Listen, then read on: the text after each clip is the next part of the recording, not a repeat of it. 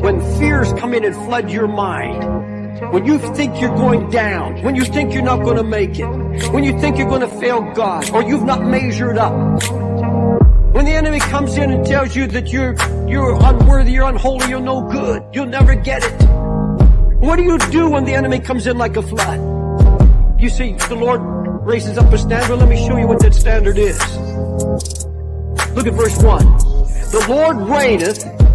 He is clothed with majesty. The Lord is clothed with strength, wherewith he hath girded himself. And he's put on his armor and set for battle. You have to have a clear vision that your Lord and Savior is standing by. His eyes on your flood. His eyes on you. You have to have a clear vision of what God has promised here. I've not ignored you. I see where you're at. I see what you're going through. Look at me. He says, I have girded myself. I put on my armor. I have my sword in hand. And then read what it says, verse 4. The Lord on high is mightier than the noise of many waters, yea, than the mighty waves of the sea. God says, get your eyes off the flood, get it on me. I've got my sword in hand. I am more powerful. I am mightier than all your floods. I'm bigger than all your fears. Get your eyes off your fears. He said, I've girded myself. That hit me. I could hardly sleep. I picture my Lord standing over me, sword in hand. He knows how far it can go and no further. He'll come and slay the dragon in his time.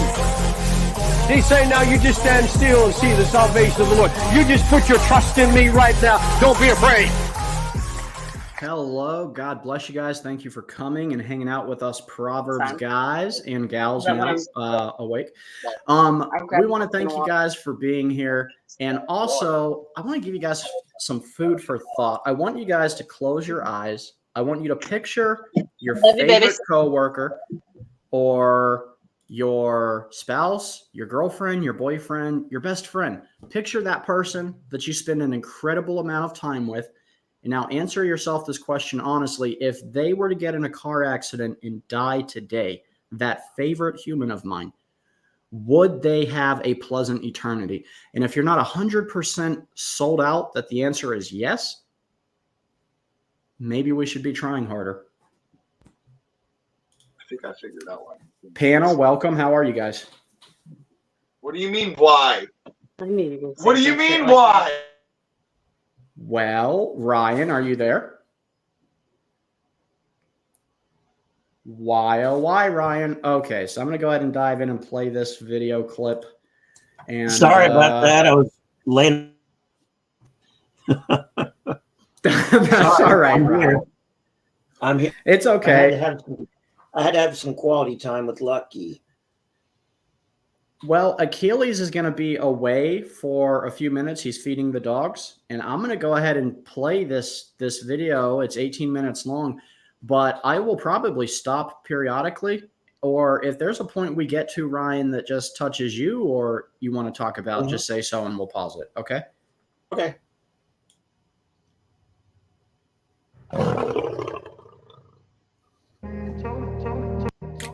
Quitting the ministry, walking away, just saying, I've had enough. And they all say the same thing in essence, though their words may be different. It all boils down to words, something like one I received not too long ago. I was diligent. I was faithful. I gave my best. But the harder I tried, the less results I saw. My congregation was not appreciative. My prayers seemed to be in vain. I got to the place where I preached. What I preached seems like so much phoniness because it was not working in my own life and ministry. My prayers, my tears, my faith, my spiritual warfare, nothing seemed to get results. I'm going to have to quit the ministry till I figure this out. And folks, watching over the years, those I've met, those I know, and the reports I get, most of those who quit very seldom come back. They have this peeve against God. I did everything supposedly right, and things didn't turn out for me. They get this thought, first of all anger against God starts with a question, why? Why did you allow this when all I wanted to do was give myself? And things turned and things changed, and I don't understand it. God doesn't seem to answer my prayers anymore. They turn to materialism. Most of them backslide, never preach again, and very, very seldom do they get back. Now, this past week, someone had sent us a book, and I just sat down. I couldn't put it down. I read the whole book through, and I read fast. In 2 hours, I just finished the book. It's a missionary story about Aggie. The name of the book is Aggie. And if you'll pardon me, I would like to go into some detail about Aggie's story because it best illustrates what I'm trying to talk to you about, the anger of God that so many Christians have in their hearts now. This is an amazing story that just gripped my heart. In 1921, there were two couples in a famous church in Stockholm, at the Philadelphia Pentecostal Church in Stockholm. I preached there years ago. And it was a great missionary church, and they sent out young couples all over the world. And in one particular missionary service, two young couples heard the call of God to go into Belgian Congo in Africa. David Flood and his wife, Sevilla. And along with them, Bertha and Joel Erickson. They packed everything, sold everything, and headed down to the Belgian Congo. And when they got there, they felt they would leave the main mission station, and with machetes and whatever they had, they would hack their way into villages. And with great zeal, ready to be martyrs, young prayer warriors. Now, Sevilla was only, David Flood's wife was only 4 feet 8 inches high. She had been a rather famous singer in Sweden. They had this call. And David and Sevilla had a little boy, a little 2-year-old son. And they put him on his back and they carried him, went miles into the interior of Belgian Congo, which is now Zaire. And the language was Swahili. And after weeks of hacking and pushing their way through the jungle, and in the process of making their way, they all contracted malaria. Sick and diseased, they finally came upon a village and were totally rejected. They said, we don't want any of the whites here because our gods will be offended, and pushed them out of the village. Found their way after a day or two to another village and were rejected again. Everywhere they went, nobody would have them near. So they said there's nothing else to do but settle down. They went onto a mountaintop in the jungle and hacked out an area and made some mud huts. Mr. Erickson, Joel Erickson, after about 6 months of malnutrition and pain and suffering and fever, said, I've had enough. He and his wife Bertha said, we're going back to the main mission station. And this was probably 100 miles away, and they had to hike their way back. They said goodbye to David Flood and his wife Sevilla. And David said, I can't go. Sevilla just told me she's pregnant. She had malaria. She won't be able to make the trip back to the station. And besides, I want my child born here in Africa. I've come to give my life to Africa. Sevilla for 3 months for about 2-3 months was in a raging fever. There was nothing but malnutrition. But in the meantime, even with her burning fever, she ministered to a little boy. The only convert they had was a little boy who came from one of the local villages. Really gave his heart to Jesus. And he'd come every day with some kind of fruit and smile. And Sevilla, her whole life was wrapped up in that one little convert. She just ministered to him. She gave birth to a little girl.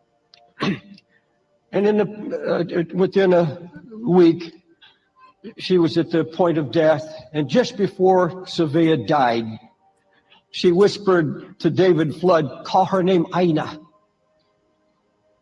A-I-N-A. And then she died. David Flood made a wooden box, and in a primitive grave on that mountain, he dug a hole and buried. But as he stood there looking at his little boy and heard the cry of the baby in a mud hut, an anger, a bitterness began to well up in David Flood's heart. He said, God, you have failed me. What a waste of life. He looked at the little Cassie, put a little wooden cross. He said, she was a singer. She gave her life. We've been here a year and a half, and all we have to show for it is one little boy who probably doesn't understand it anyhow. And anger rose up in his heart.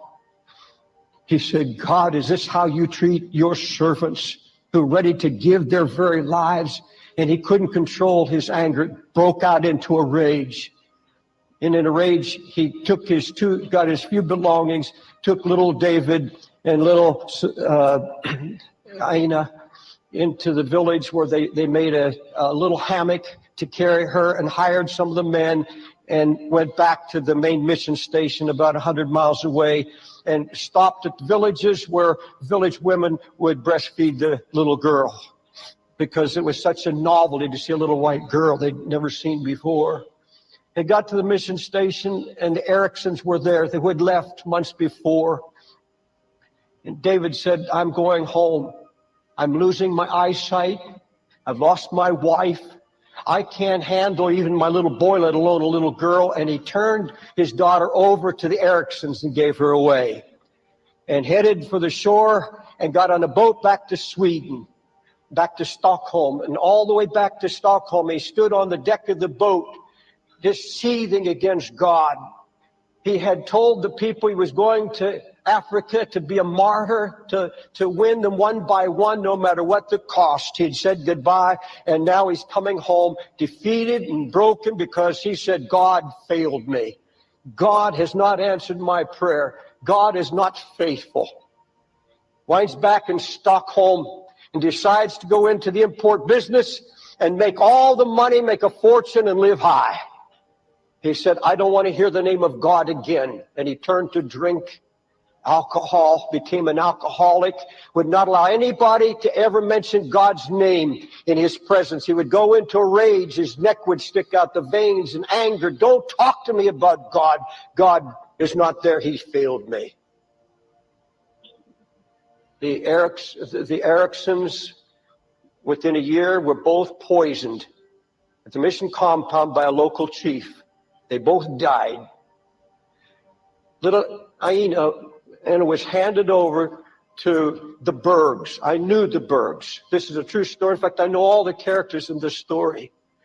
And David and Anna Berg took her up to Masia, up into northern Congo, which is now Zaire, and for about 5 years. They called her Aggie. They changed her name to Aggie. Aggie played with these wonderful little Congo children, learned Swahili language.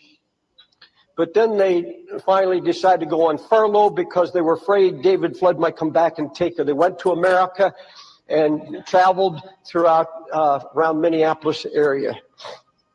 Little girl Aggie grew up just in an imaginary world because she didn't understand English. It took her a long time to adjust because she couldn't even wear shoes. She never had worn shoes. She just played bare feet in the jungle with the children.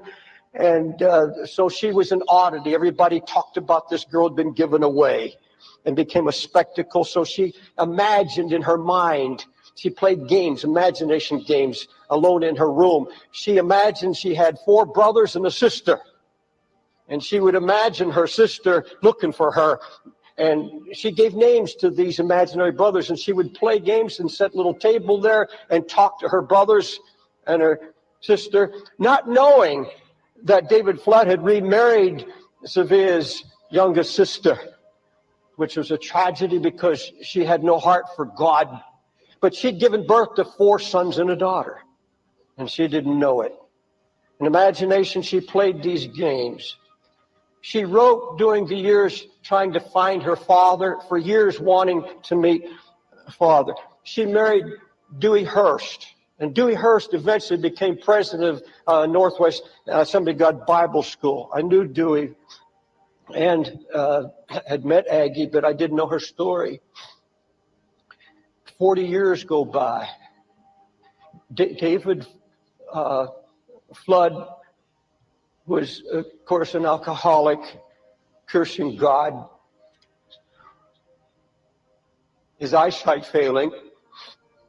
And after 40 years of trying and struggling, the Bible school gave them both a round-trip ticket to Stockholm, to Sweden. And on the way to Sweden, they had a layover for a day in London, and they decided to take a walk. They walked past Royal Albert Hall. I've preached there also. I know the scene.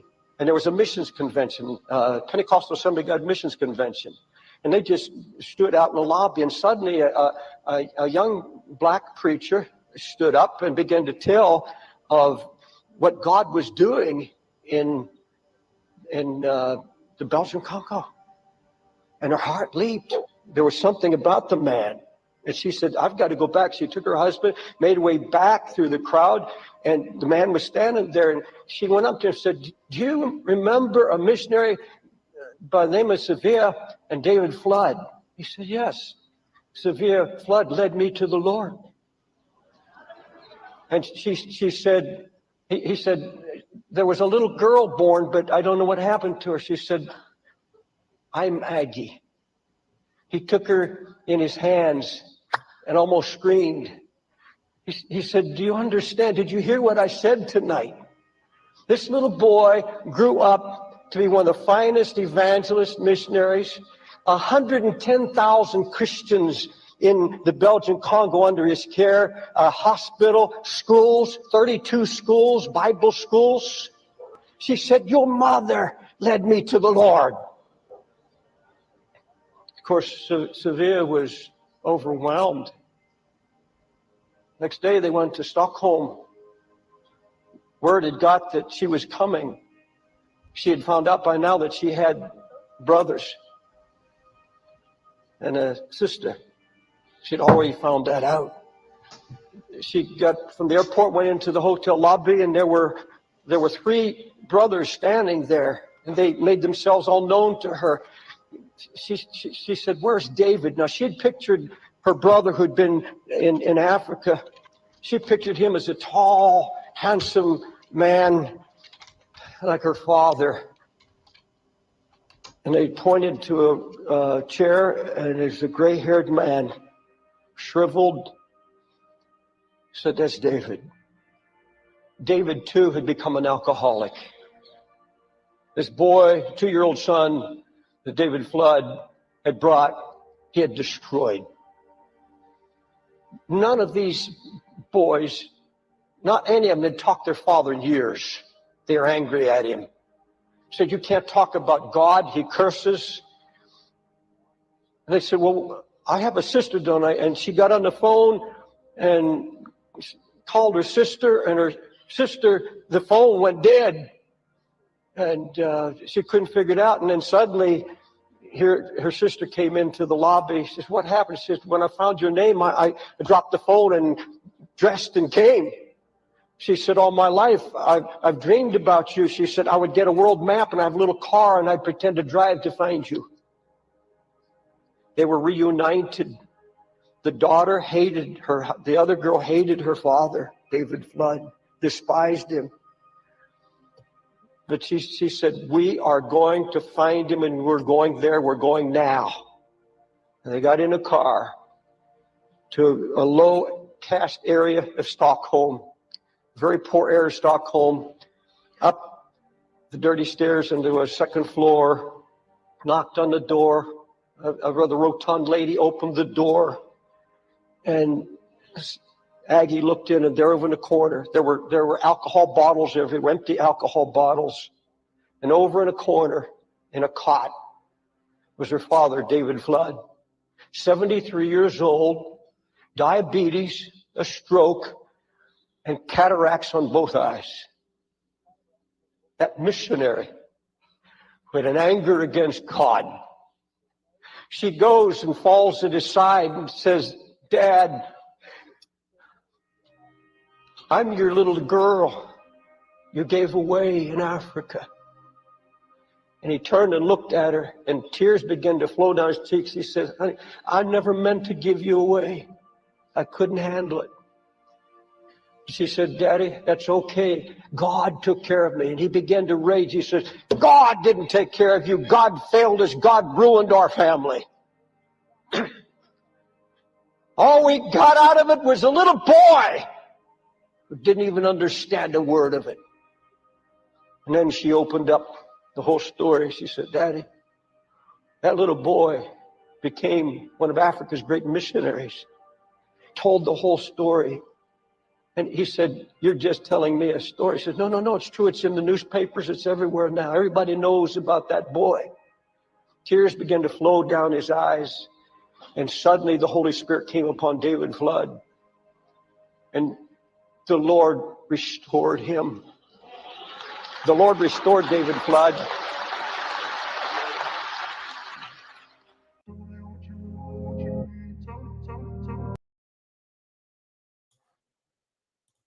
And the Lord can restore you too. Can I get an amen up in here? Amen. That was very moving. One of you loves Jesus. Hallelujah. Amen. Amen. All right. Two of you. Two of you love the Lord tonight. Great. Amen. Oh. Okay. All right. So, I mean, I know I've shared that before, guys, and I'm sorry it's so long, but it was good. Honestly, in ministry like this, I feel that way all the time. Like, Lord, I see no fruit. Are we doing anything? Like, are we wasting your time, Lord? And then a story like this, where you spend your whole life bitter at God because he didn't use you like you thought, but then to still see your fruit, God was faithful to bless your fruit still and bring all those people to the Lord through your fruit when you were serving him faithfully. It keeps me focused. So I enjoy that story. I love it. It's a good story. Reminder to all of us. And we have people. Go ahead, Ryan.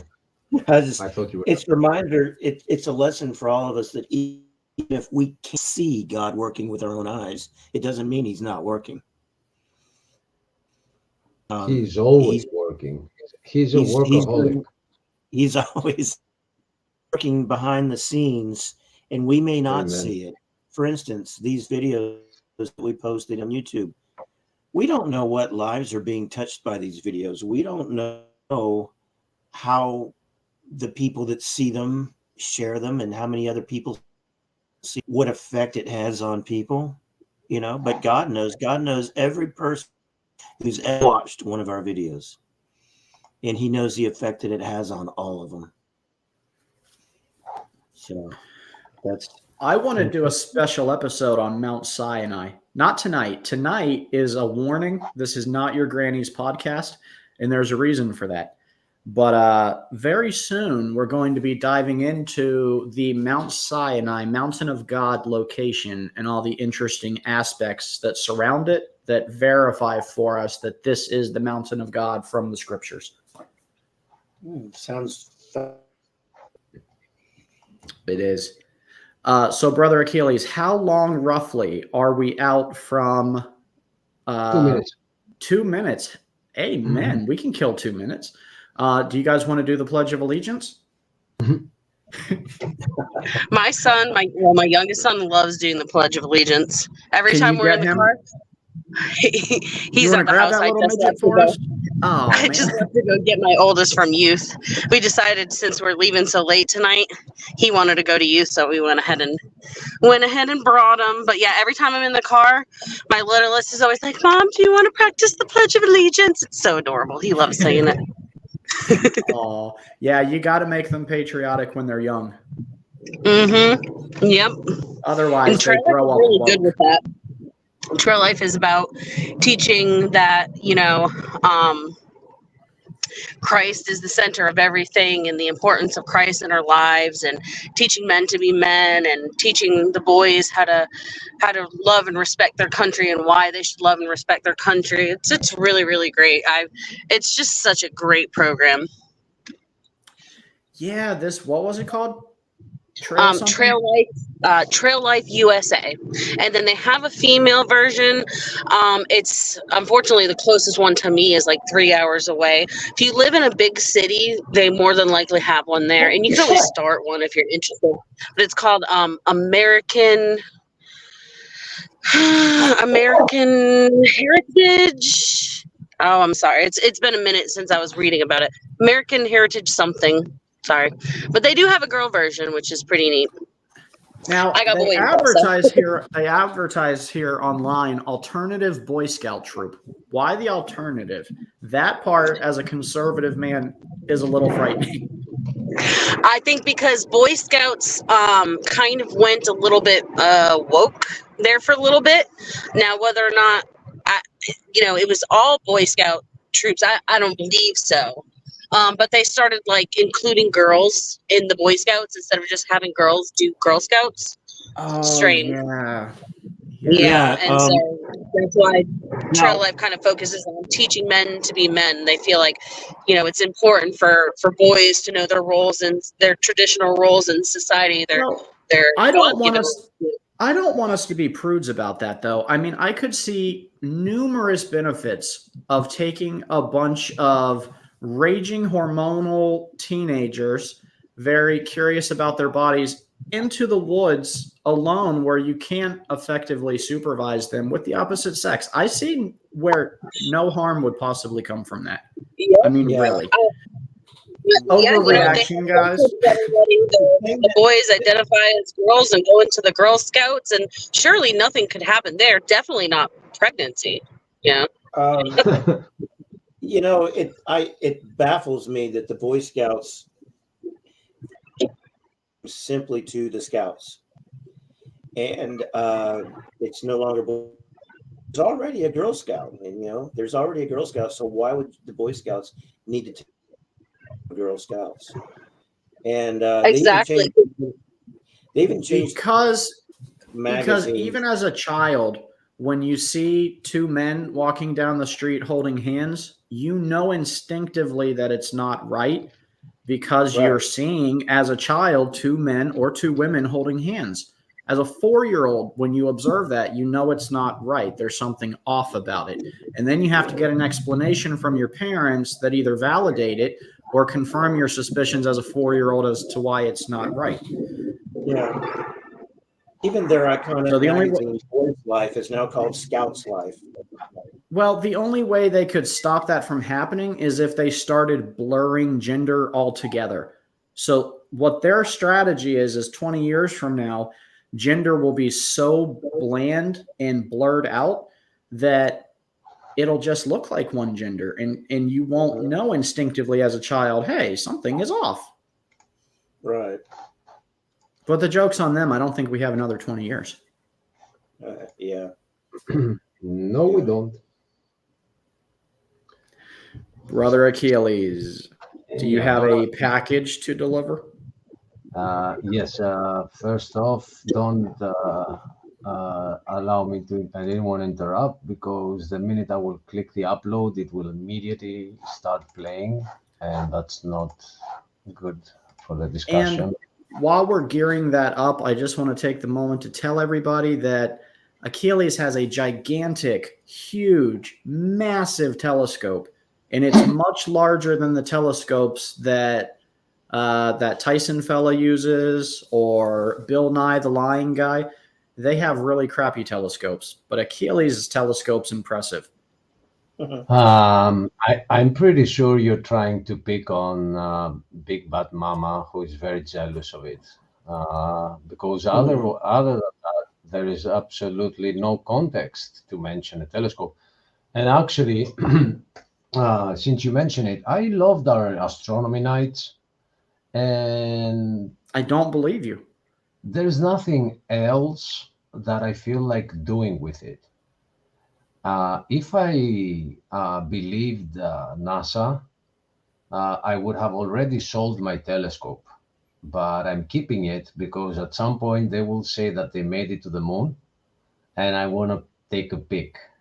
They're going to confiscate your telescope long before they fake another moon landing. I mean, come on. That telescope's way too massive for a citizen to be lugging around. And by the way, it ain't that big. It's just the biggest one you can carry. After that size, the only bigger you can have is 16 inch, 2 inches more than this one, but you cannot carry it. So I had to be able to carry it around. And obviously. Yeah, but all the lies that we get about the space that exists out there or doesn't exist, the second heaven, which they call space, we get them from supposedly very big telescopes, which if you compare them to this one, this is like tiny. I don't know. You paid 5,000 euros for that telescope. It can't be that small. 8,000 euros. Oh my gosh. Yeah, well, 8 is the price, but then you have to add tax. So of course.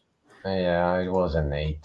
Uncle Sam wants his share. Of course, it was Uncle Helenia? I don't know. What do you got? What's the equivalent to Uncle Sam in Greece? Yeah. Aunt Helenia, I would call her. Aunt Helenia. Yeah, accurate. You're the uncle, you know?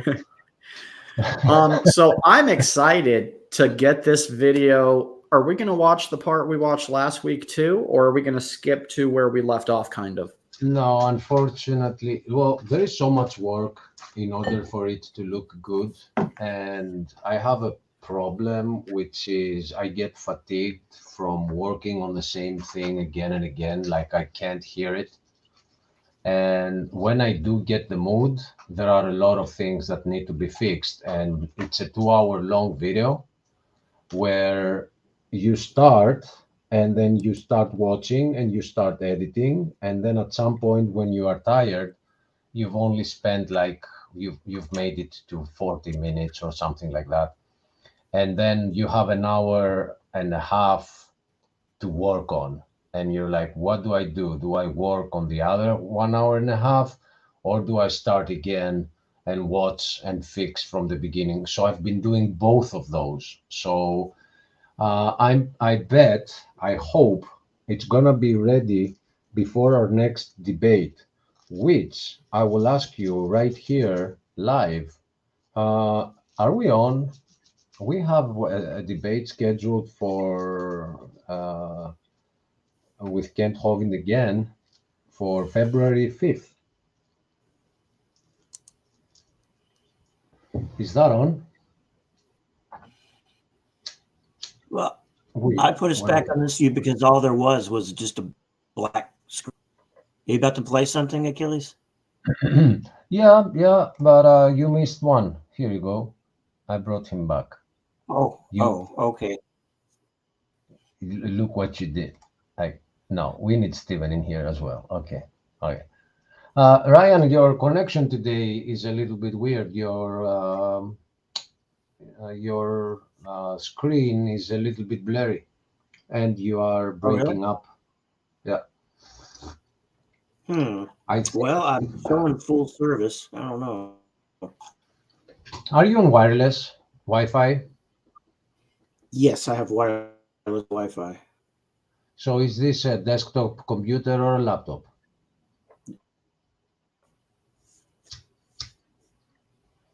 I went out and bought like a special antenna to really bring in the strong signal. Router is just right next door in my brother's bedroom, I think. So is it a laptop? It's desktop. It's desktop. So can you run a cable? What? Your brother is probably watching a movie. That's why you're getting such He's a not bad home. connection right now. He's not home. He's not home.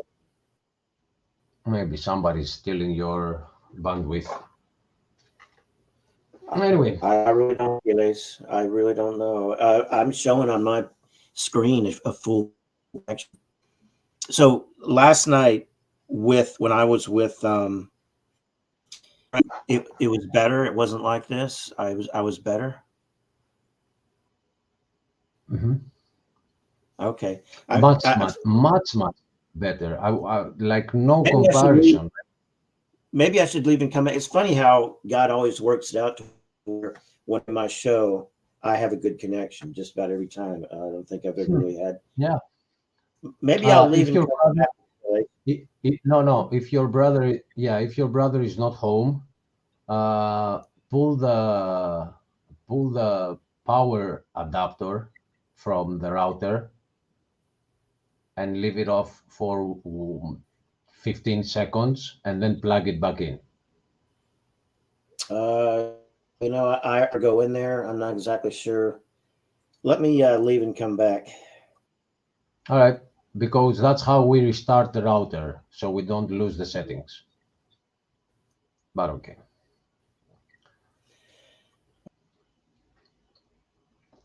All right. So everyone, that's we have something to preview, which is what actually happened at the debate. And I'm sorry it's taking so long to process, but I'm doing other things at the same time. And it's very exhausting listening to the same things again and again and not finding a single spot that doesn't deserve a pause and some things to be pointed out. And it's been exhausting. So please accept my apologies. Today, to give you an example, I went out and I bought 4 bars of chocolate in order to bring me up to some usable form, because I felt like so fatigued, so exhausted. I had to get some energy, and I was like, you know what? You haven't had chocolate for quite some time. And I did. It worked, but not for long. A better visual, but still you are breaking up. Like maybe I'll turn my cam off. Maybe if I turn my cam off. Yep, maybe. The sounds okay. Give me the alphabet. A, B, C, D, E, F, G, H, I, J, K, L, M, N, O, P. Did you hear it all right? Yeah, kinda. Well, I don't have much to say anyway, so I guess it doesn't matter. I'm just kind of hanging out with everybody. All right. I have a ton of things to say, but I'm not going to say it right now because we're about to show this video, and this video is going to make atheists cry, and they're going to need to cry on a shoulder, and our shoulders are going to be the ones that they cry on after we send them away crying because of this video. Okay. The end goal of this video is to make sure that people will stop taking seriously a couple of names that exist out there, and they go from Christian channel to Christian channel, and because they can repeat a set of fancy words, they're pretending to be intellectuals. So it's about time for people to stop taking them seriously. And what we are about to watch is just 20 minutes out of a 2-hour long video. And when that video is done, they'll be done, both of them. To be fair, Achilles, they are intellectual. At least they're intellectually dishonest. That's what they are. Because intellectualism goes back 2,000 years ago. So if you fail the basics of 2,000 years ago and you are not able to respond to a single question without attacking, implying, bringing other points, do you think philosophy would have made it where it did if they started that way. I don't know. And they asked me to debate about subjects that they want to attack at. And I laugh at that. I mean, that's the thing. And I've told you this also. I will not do a formal debate, but my link is always in the comment section, and they're welcome to come on at any time and challenge any one of us. They just won't. Yeah, they think that they are on the look. When it comes to evolution, they know they are lying. When it comes to the other subject that they want to discuss, they think they are on the right side, and that's so funny for me. Right.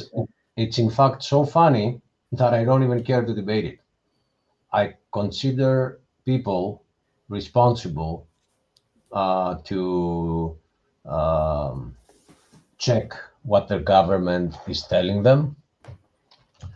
And I actually found a very interesting meme today, and I have it right here. I want to share this.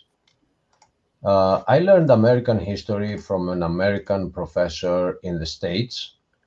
So when I found this meme, I remembered him. And let me share that.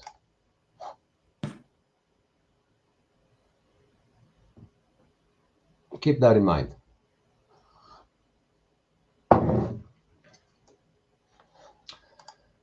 So my history teacher didn't fail me. He taught me right. And I guess that goes for Greek history. No, well, Greek history is well known. There are no secrets among Greeks and the government about it, but the government is disrespecting it. This means from American history.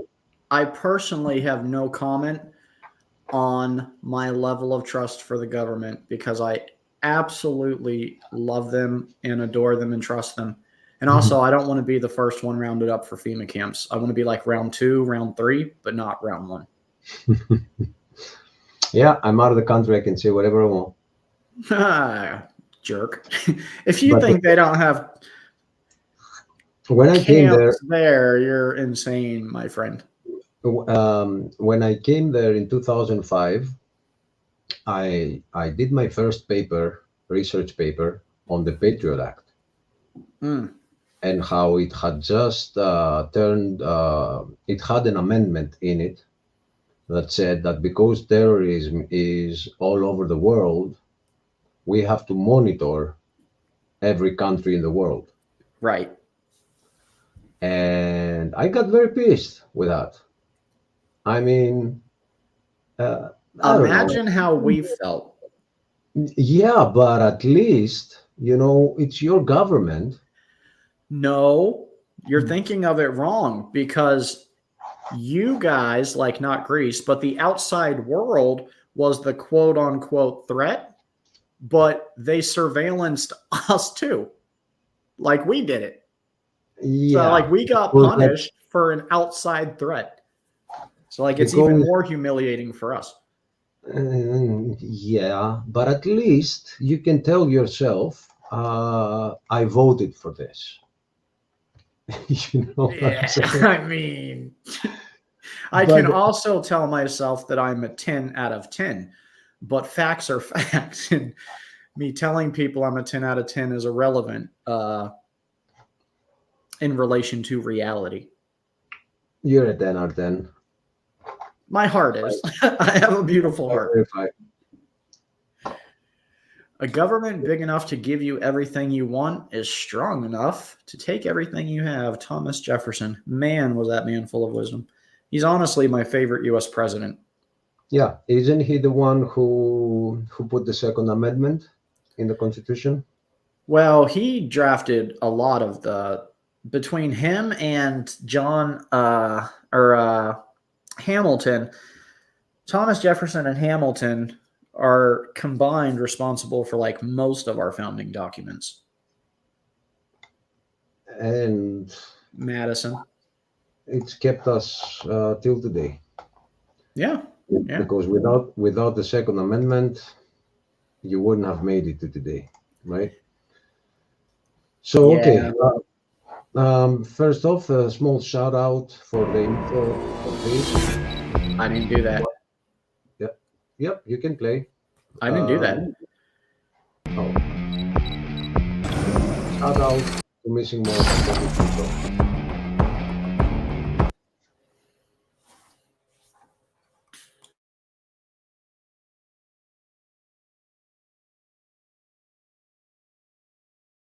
Oh, I was muted. I paused to ask, do you get choppy playback other than the pause, or was it just me? It was the pause. And okay. I'm glad you said it, pause, because I was about to have to report to you some serious choppiness. Okay, no, just once, right? Just this pause. Correct. Okay, so I'll start it over and enjoy.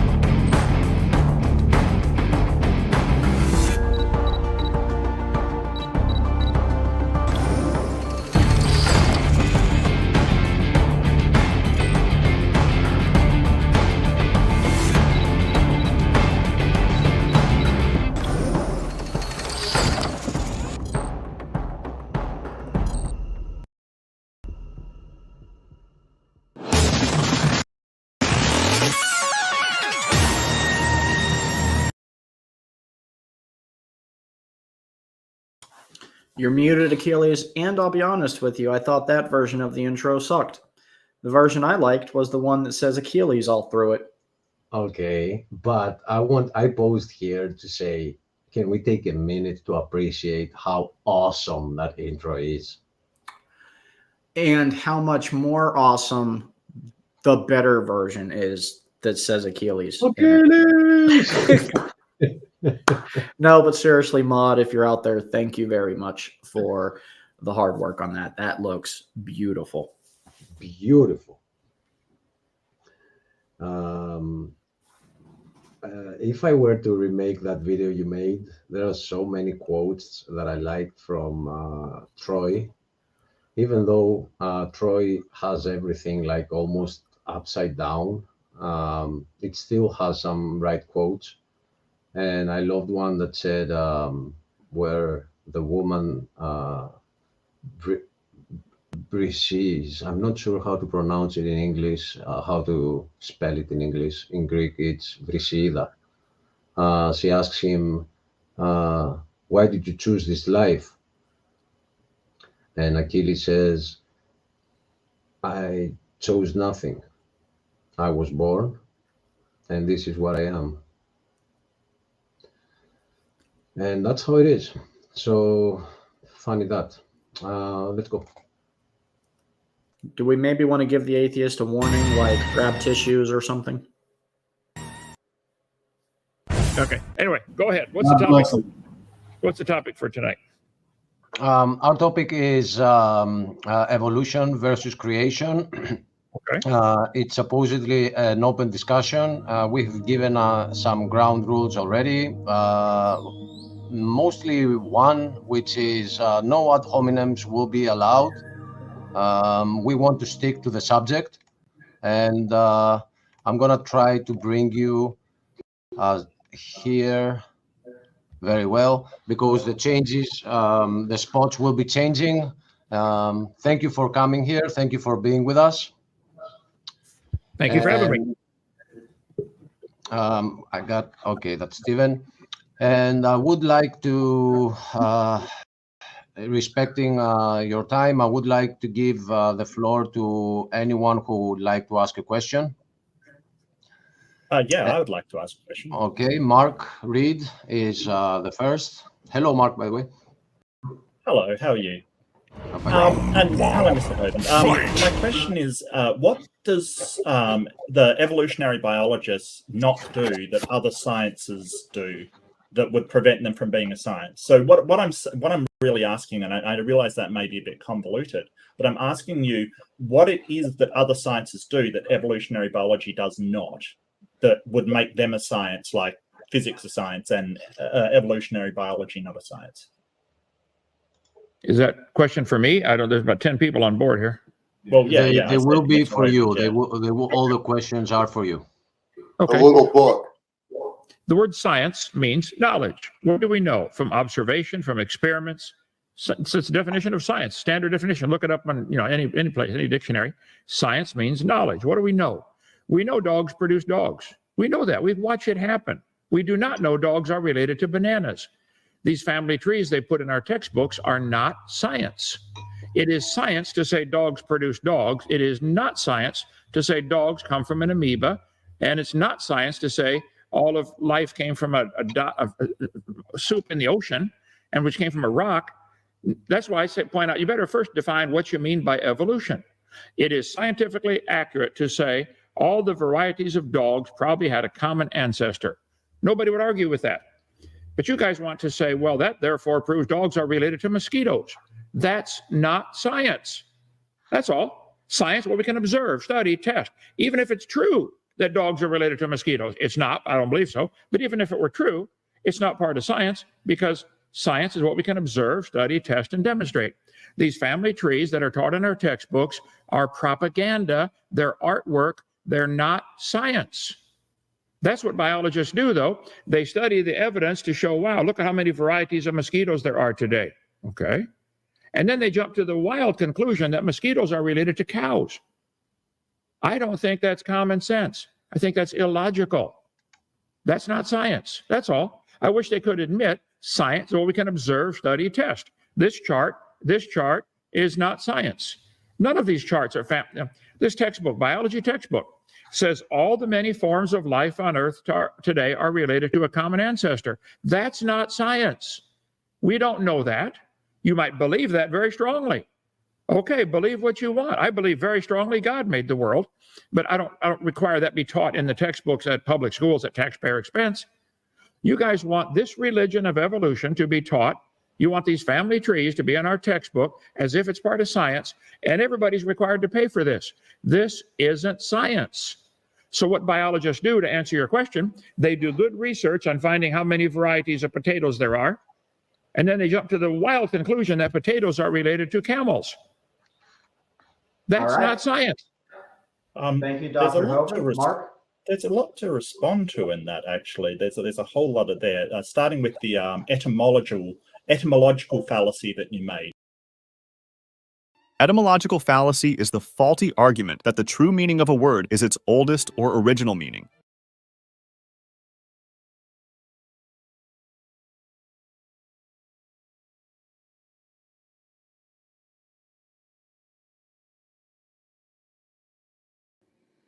Here are some examples. Person A. The critics say that painting is awful. Premise 2. Most people agree that the painting is awful. Therefore, the painting is very bad. Person B. No. The original meaning of awful means awe-inspiring. So that means the painting is actually very well painted. Well, clearly this is a fallacy, because it seems like a charitable interpretation of person A's argument would be to use the modern definition of awful, not the original definition of it, which means very bad, not awe-inspiring. And so person B is committing this fallacy because they're misinterpreting person A's use of the word. All right, person A, John is nice, therefore he's a good person. Person B, no, the original meaning of nice is foolish, so John must be foolish. Once again, clearly person B is interpreting this argument incorrectly, not using the correct term or the meaning of nice that person A means to be using or is intending to use in the argument, not being charitable with that argument. It's not to say that there is a right or wrong meaning of nice. If you're reading a text from a particular time period and interpreting nice as a good-natured person, you may be interpreting that inaccurately. The point is to bring context to it, not to have an argument about semantics.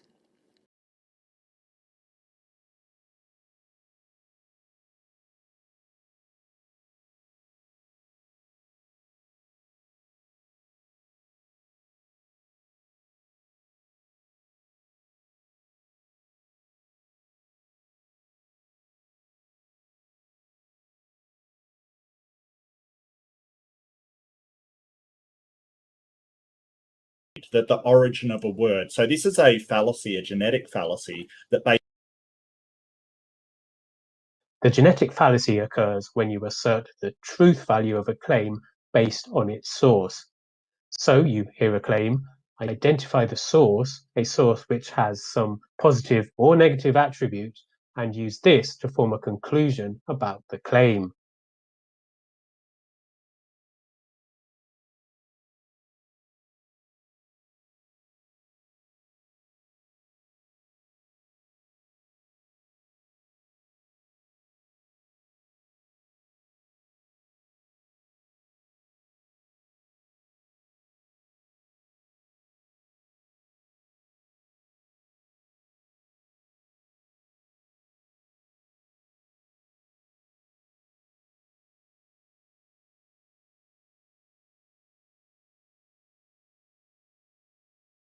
This is a fallacy, a genetic fallacy that basically says because a word's origin means, for instance, science, wisdom, yeah, so that's an etymological fallacy. You're basically saying because it used to mean this, then it means this the same day. That's not true. It's like saying, hey, the F word comes from German meaning to strike, so therefore that's what it means. It's not a curse word. That's wrong.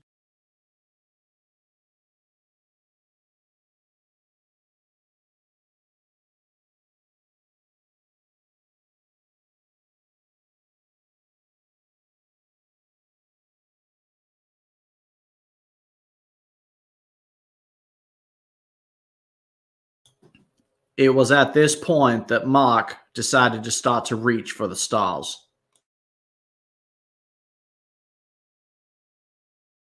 And this is just the beginning. Look at his health bar. He still has a lot. You know what else he had a lot of? Imagination. He used so much imagination in this debate.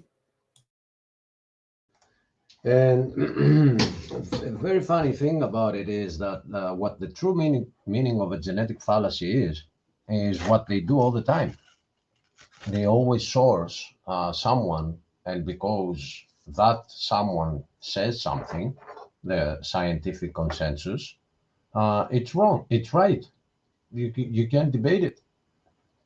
For example, this is not in this debate, but if NASA says it, it has to be true, right? Because they take $70 million per day. They don't have any interest of lying to you. Anyway. Word, that's what it is. It's an etymology fallacy. So you're making that fallacy right there. Science has a different meaning than what it used to in Latin. You're making a completely wrong assertion there.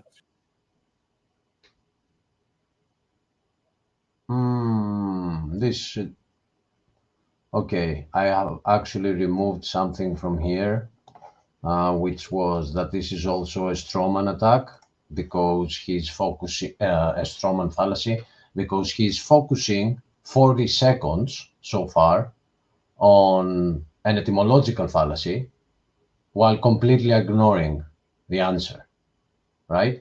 Kent Hovind spent 1 minute to define what science is, another minute to answer on why biologists are not following science, and we have already spent 40 seconds arguing, not even arguing yet, but focusing on the fact that this is false to begin with, not even addressing the answer that he got. I believe that Mark is like 50 seconds in, And if I'm not mistaken, we're only like 10 seconds away from the first insult. So 1 minute into Mark's opening statements, you have deflection, denial, personal attacks, and straw man fallacies. It's brilliant. Like, Mark really is a brilliant competitor because he tries so many different insane tactics. You don't know what to expect. One will work, he thinks, you know. I'll try them all. One should work. Well, it does have an effect, because there are people out there who, when you talk a lot, they get convinced that you have to be right because you talk a lot, and they will not go out to look into what you just said. How he said that etymological fallacy is a genetic fallacy. These are two different things, but people don't know that. So they say, oh, the guy has studied. Well, if he has studied the book backwards. He has to turn it around. So you read from the left to the right and not from, the end of the book to the front. But anyway, yeah, here I haven't pointed out, I don't think I'm taking off more health, but it's okay. Okay. Again, so many things, and they need to look good. Oh, okay. That's all the health he lost for that. Observe, study, and test. We do observe, study, and test evolution. There's multiple experiments that we've done. You're sort of trying to conflate that we need to observe it directly, but no one's ever seen the Earth go around the sun directly. No one's ever seen an electron directly. It's all indirect things that we've tested and observed in a secondhand way from the effects they produce, not from observing it directly. That's how science works. And you're sort of showing that you don't understand the role of observation in science here. Ad hominem fallacy. The ad hominem fallacy happens when someone attempts to discredit someone's argument with personal attacks rather than the substance of the argument itself. And when we say we believe...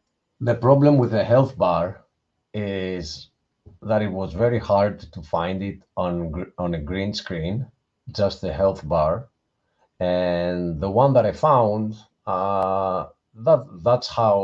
that's the speed it goes. Like, it had that small part over there, and then it was a big chunk because the enemy received, I don't know, a combo or something. But an ad hominem attack, especially one that is hidden, which is, you are doing this, you are always saying that, and you are sort of shouting that you don't know science. People don't see that, how it's an attack towards his character instead of addressing the point. Right. It would be like saying every time Mark comes on here, he comes on here without hair. It's just a personal insult that doesn't bring any substance to the conversation. And it's also just degrading to a fellow human being. So we don't say those things when he comes on the show. We could say that out of all the foreign accents, Australian is probably our least favorite. But again, that would be a personal insult. It would not be Christ-like. And we don't result that low. We don't go that low when they come on, yet they still come on to our show and they take every shot at Dr. Hovind that they can. And the reason that we are beginning to lose our patience is that they keep going around in other shows and they keep talking about how bad mods we are, and this was terrible and it was biased. I think that by now we must have around 5 hours of, of fully accusations about the hosts. I mean, I have to be honest, though. I was a biased host. I tried to be fair, but I have a very obvious bias. I love the Lord Jesus Christ. There's a difference. And I can't even talk about their beliefs without laughing hysterically. So, I mean, I'm totally biased. Well, when it came to hosting, you were unbiased. Like if you look at the times, you will see when Get Hovind continues, I will resume his timer, and you will see that until the time we kicked Mark, and I kicked him, and you allowed him back. They had exactly the same time spoken, but every time Kent Hovind opens his mouth, he is doing it for a reason that relates to the debate and the discussion. But all the 5 minutes of Mark were accusations, attacks, evasions. And as a host, after having watched it so many times in order to edit it, I think you did a very decent job. And you cannot call yourself biased and not call these guys biased because they're not even listening. They are convinced. Of course, they're biased. Look, we gave Monsieur Claude an opportunity to, which honestly, I found out he's not French. I think he's from New Zealand. But regardless, we gave him the opportunity to come on and debate Kent. And in his first or second exchange, he goes way low personal attacks. It's like, why would you even waste our time and come on the stream if you're going to go personal and you know we're going to boot you because we enjoy booting you for doing that exact thing, and then cry, bias, bias. Have you ever considered maybe we wouldn't have to boot you if you just acted civilized? Yeah. Or if we were biased, we wouldn't allow you on? Correct. Hello, Bubblegum. Oh, hey, what's happening, guys? Hey, not much, man. We are reviewing the debate between, well, I think you were there that night, weren't you? I don't think so. I don't think see you myself were up working. there. Yeah. No, I thought you were out in the comment section. Yeah, I think I was working that day, and I did try to come in, but since I was working, I didn't have my professional mic on there. Oh, okay, maybe that's what it was. Yeah. This was a fun exchange, though. Go ahead, Ryan. Bubblegum, I've got a question for you. I've always thought your name was pretty creative and pretty cute, and I was just wondering how you came up with that. Oh, yeah, it comes from the anime called Bubblegum Crisis, and they use guns in that anime, so bubblegum and they just gun. It's just an anime thing. Okay, yeah, I never really got much into anime, so I didn't get the connection. Okay. I'll tell you what, I haven't ever got into it either, Ryan, but Christina got me watching Miyazaki films, and his films are okay. They're pretty good. Okay. Maybe I'll check one out with you. It's right about a month, exactly 1 month, about 1 month exactly. I'm going to be there at your place, Stephen, Lord willing. Oh, yeah, a month from now, Ryan's coming. He's going to Florida, but he will be stopping through to visit with me. So we're going to do a special broadcast from the studio, the Proverbs Guys studio, which is just the house, Ryan. But yeah. Well, I figured as much. This is my studio right here. Ryan, your camera looks great now. Okay, everything's working. Yeah. Every now and then the internet will act up on me, and I don't have any explanation for it. We use AT&T as our provider. Change your password. Maybe somebody has pretty complicated, and it's written down. I have it written down because I don't have it memorized. I think it's just occasionally just kind of messes up a little bit. I'm just glad that last night it did fine the whole night. I think the Lord made sure of that, that it was going to be okay last night. Yeah. By the way, to anyone that is watching this, guys, do not miss Ryan's latest episode. The testimony that we received from Brennan shocked me, shocked everyone. We were watching it and we were listening like we were watching a horror movie. I kind of knew what to expect because I'd already seen his testimony on YouTube, but I did kind of warn everybody. I said, this is not for the faint of heart here.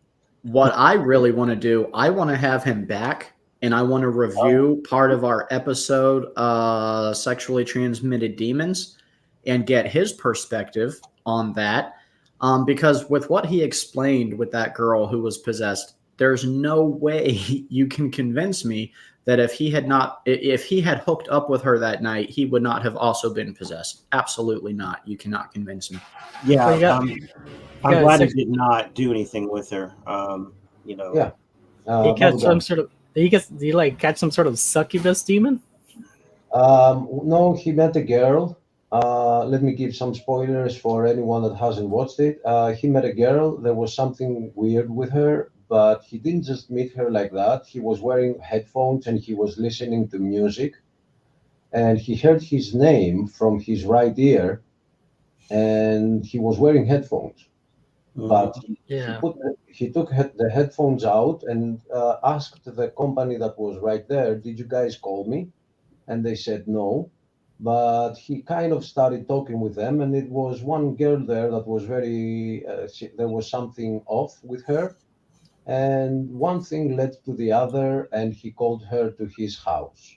And the things that happened to his house, I'm telling you, it's like a horror movie. Sounds like the movie. Have you seen the movie It Follows? I don't watch those kind of movies. The last horror movie I watched, I think, was Lights Out, and I regretted that. And before that, the last horror movie I watched, I think, was The Ring. That's what I would compare. I've never liked horror movies, and I definitely won't watch them now. I mean, it's just a movie. I mean, it's like no, it's not. It's a demonic entry that you're allowing Satan into your home. It's an open door for spiritual warfare. I mean, is it though? Because I mean, it is. Yeah. How would that be? Because there's no way to mimic demonic happenings without opening doors to demonic happenings. For instance, if you look through the history of that movie, The Exorcist, and the horrible things that happened during the filming and the horrible things that happened to all of the actors after the movie. Yeah. And if you go back to all these horror movies, you see the same repeated pattern of testimonies of so many people that regretted doing those movies because it opened them up to so many spiritual attacks. Yeah, you actually heard something. Did you? Well, not you guys obviously haven't seen it, but there was a movie recently called Nefarious. This movie was done by Christians, and they did say there were supernatural events attacking their set.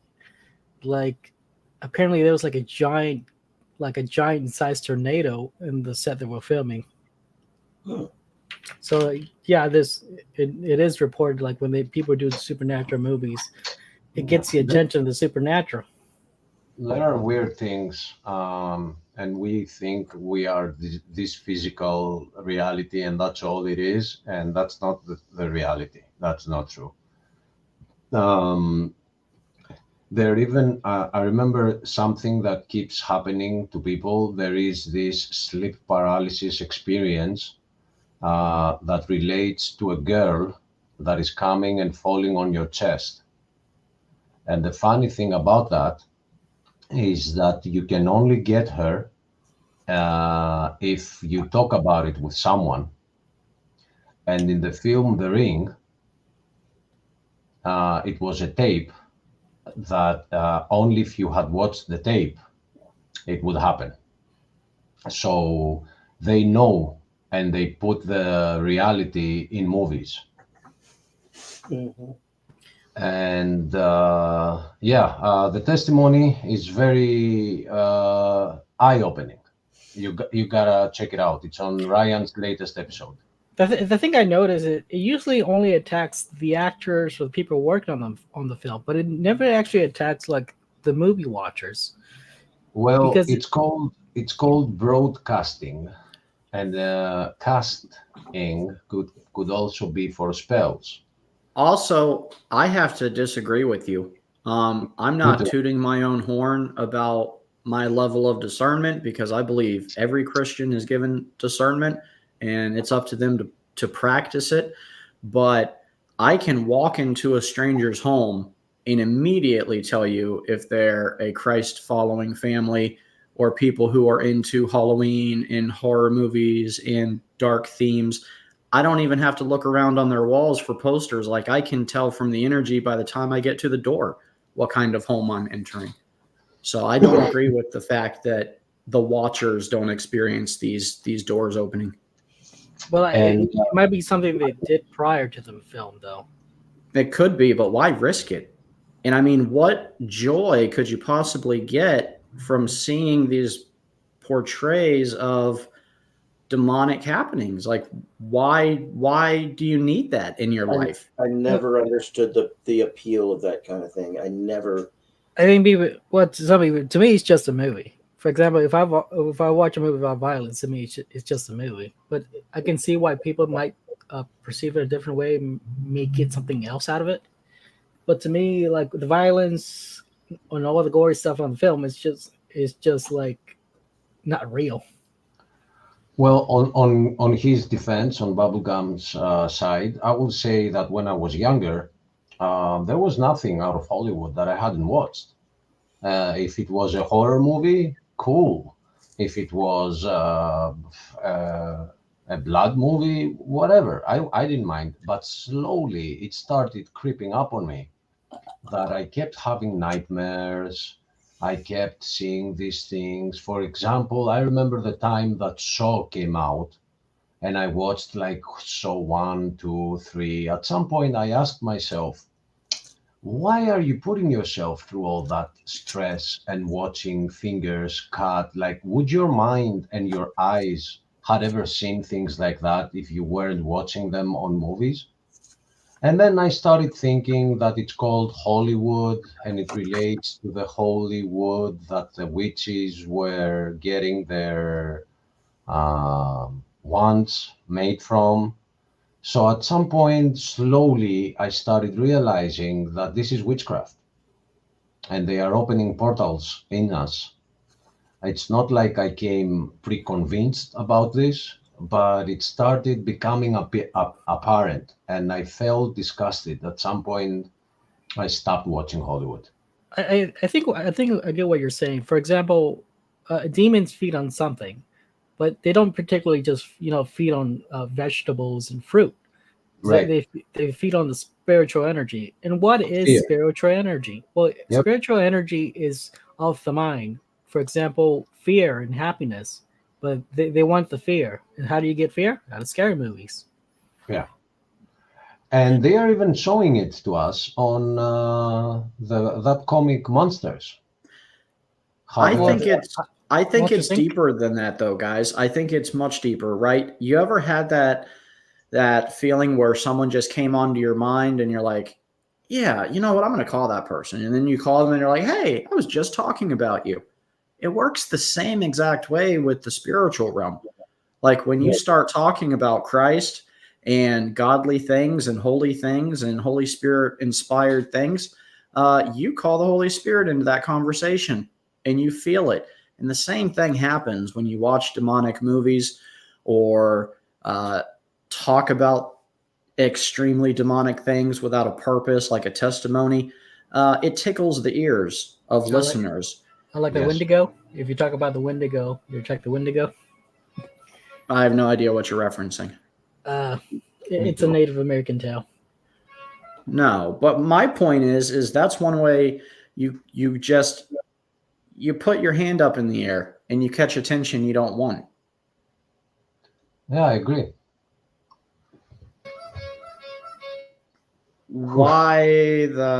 Okay.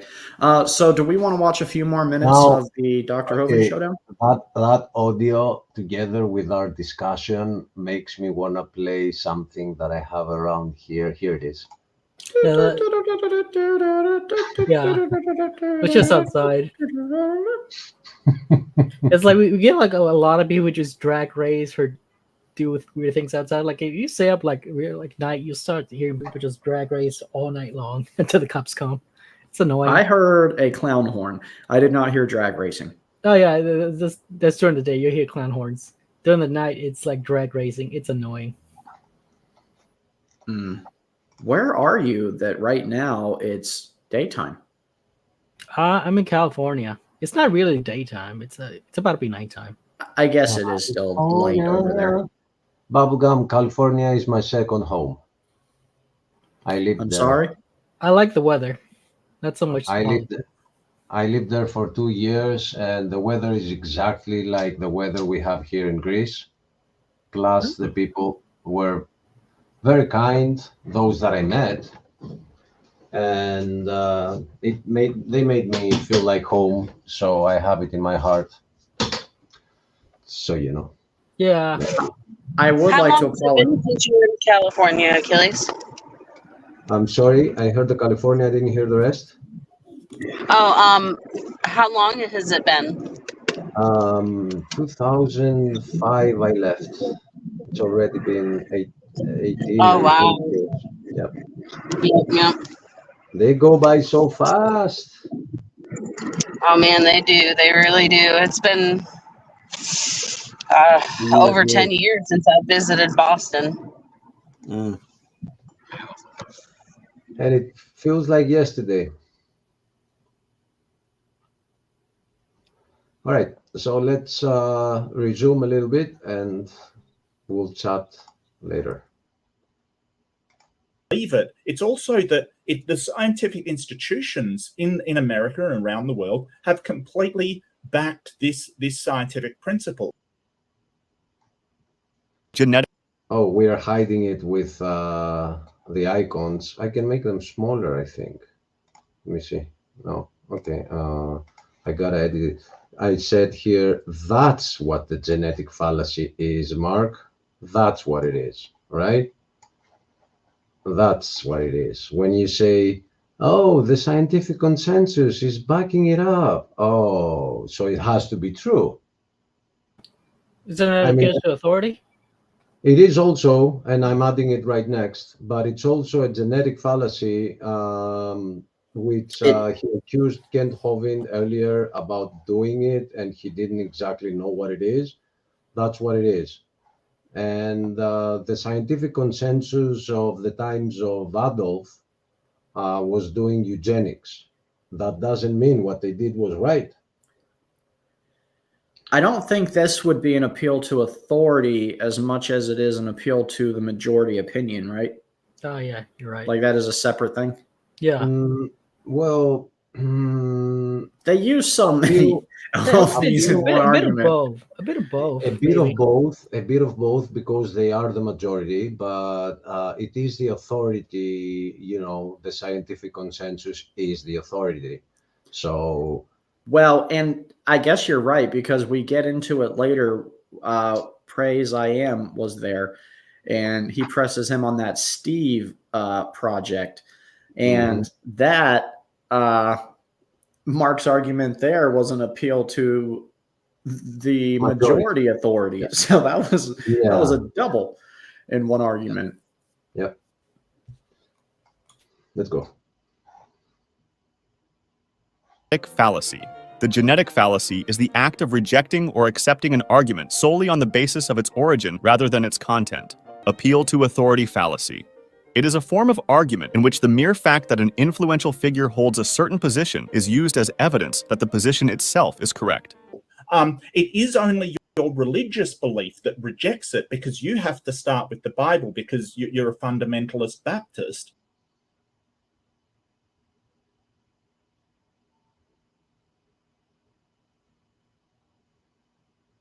Objection, Your Honor. Circumstantial. You start what? Okay. Start with the Bible and say it cannot be true because of the Bible. That is not how science works.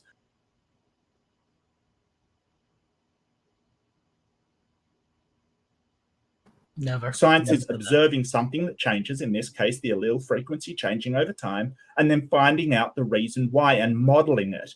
The Bible is irrelevant to whether we teach science. And if you don't like that part of science, don't study science, because that's how it works. It doesn't give any favoritism to your book, the Muslim's book, or anybody else's book. It simply uses a process to find out the natural laws of the universe. And that's what it does. So there's all problems with what you've said, starting with the main... Like how you said natural laws of the universe, as if the laws just made themselves naturally. Right. And if the universe is chaos and random chance, what's natural about it whatsoever? because they're, I mean, they can't say it's natural because natural says without, to something to be natural is without a mind. But they're already appealing to the supernatural when they appeal to the Big Bang because they can't use physics to explain a state prior to physics. Yeah, randomness got together at some point and they said, we need some laws. We need to fix this, you know? That's exactly what they're saying. Stephen, next time, don't move them. I mean, I know what you're doing, but it was hard to keep up and put the timer and follow the screen. Like, this took me like so long.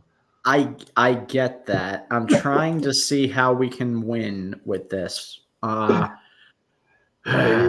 we could go this route. We could go this route. We just won't see us at all. That's an option, you know. Yeah, it's impossible because somebody comes in, the screens change. No. Look, right now it's just showing the whole screen and it's not showing us at all. So people coming in won't change anything. So I think we'll just finish viewing this this way.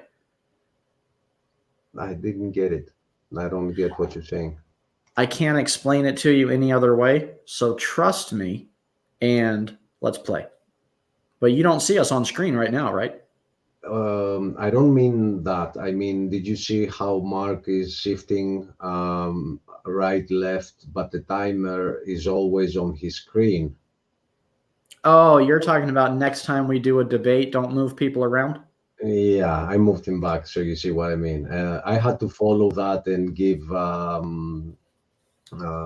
that is annoying. Well, what I was trying to do is keep the creationists on the creation side and the evolutionist on the evolution side. But every time we had to boot someone, it threw it all off. And then, like you said, more people in the room. But next time, we're going to have a much more exclusive debate. We're going to have two atheists, Dr. Hovind. If Donnie would like to come back, of course, Donnie or Praise.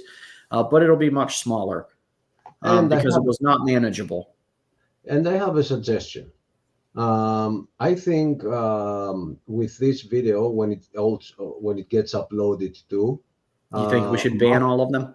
Mark and Based Theory, they've had their chance. They kept talking about things that they think they should. I say we ban them. Not ban, but we need to leave the room for others, right? I mean, we appreciate them. Thank you. But next the issue is with that, though, Achilles, honestly, Mark and Base are really two of the only atheists brave enough to come on and debate. And I'm not even saying that to like goat them into coming on. They just, no one else ever comes on to defend evolution, which I can't blame them. I wouldn't want that task either. Well, I don't think Base Theory is going to be showing his face for a long time because I'm not sure if you watched The Crucible with Andrew Wilson. Andrew Wilson completely demolished this guy because apparently Base Theory was going through a villain arc because apparently during a live debate, Andrew Wilson yelled at Grayson in some hallway, and then Grayson apparently never got over it. And so he was really upset that it went through some sort of villain arc. I have no idea. I lost respect for him because he did an attack video on Kent Hovind after he was all polite to his face. Oh yeah, on his video, yeah, he did like he went to Dino. Yeah, called it a cult after he left. Just classless, very classless. So he's not welcome here, anyways. Mark, I would let back on, but probably not to debate Kent because he can't give a straight debate. He refuses to just give a civil straight debate. There is one thing I am biased with, and people need to understand this. I respect the time that Kent Hovind is giving us. We've already spent an hour of his life on ad hominems and fallacies. And I will give it to Based Theory that on this debate, which was before he uploaded the video against Kent Hovind, at least he brought the scientific points. He was not... Well, I'm not saying they are right, but this is what a debate is. Yeah, he did talk about scientific points, but he construed them in a very intellectually dishonest way to formulate something that's not entirely accurate. And he does it repeatedly. But he got his answers. So this is what a debate should be. I don't like what Mark did, because he hears a statement and then he breaks it down word to word and he doesn't respond to the statement itself. And that is a waste of my time, of Kent Hovind's time, and of our viewers' time. So we have two separate reasons. One, the one that just described, is for Mark, and the other one is what biased theory did for Kent Hovind. Biased theory. Yeah, so this next panel is gonna be minus these two guys, respecting Kent Hovind. And you see the guy at the bottom? Yeah, he's also not allowed. We told everyone that we will give them a chance. For me, Claude blew that chance, because if anything, he doesn't respect. He made a question, and the question is, the answer to his question, which was an ad hominem attack, the answer is that Kent Hovind has 2 master's degrees and 3 doctorates. And he's at an age that I will personally not allow a person that doesn't have his full name or a full profile that has anything to do other than attacking Kent Hovind to come on the panel again. Fair enough. At least give us your name. Put your picture on so we know we are talking to a person. Not a fish. Right? And that's what it does. So there's all problems with what you've said, starting with the main fallacy that you made. It is because in the 1900s, that was the Latin definition of science. Then that must be the definition today. That is a fallacy, the etymological fallacy.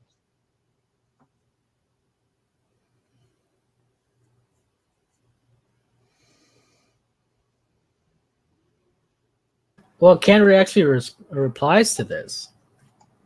Listen though, watch this. 2.5 minutes consisting of the following. False accusation 1, etymological fallacy. He didn't do it. False accusation 2, genetic fallacy. Ad hominem. You don't understand how science works. Ad hominem Deo. You're a Baptist. That's why you disagree. Strawman. You start with the Bible and find science wrong. Not to mention the other strawman, which is all the above. That's what we got in 2.5 minutes. Which I have to compliment. He did it in such a used car salesman type of way. You had to rewatch it to catch all of these. Right. You really did. And it has taken me so long to, I'm watching it and I hear 5. And I'm like, man, I have to edit these 5 points, you know? So I didn't expect it to be so long, the editing process. But there's nothing coming out of his mouth that is not something. I mean, where is the time? Where did it go? That time where people discussed. Well, yeah, Mark Reed just wants to cry out fallacy like every straw man he makes of Kent's statements, because like he cried fallacy when Kent defined science, because he was saying it was a genetic fallacy just because they don't define it this way, but that's not even what Kent was saying as his definition of science. Right, exactly my point, that he didn't even focus on the archaic version, but it hasn't changed.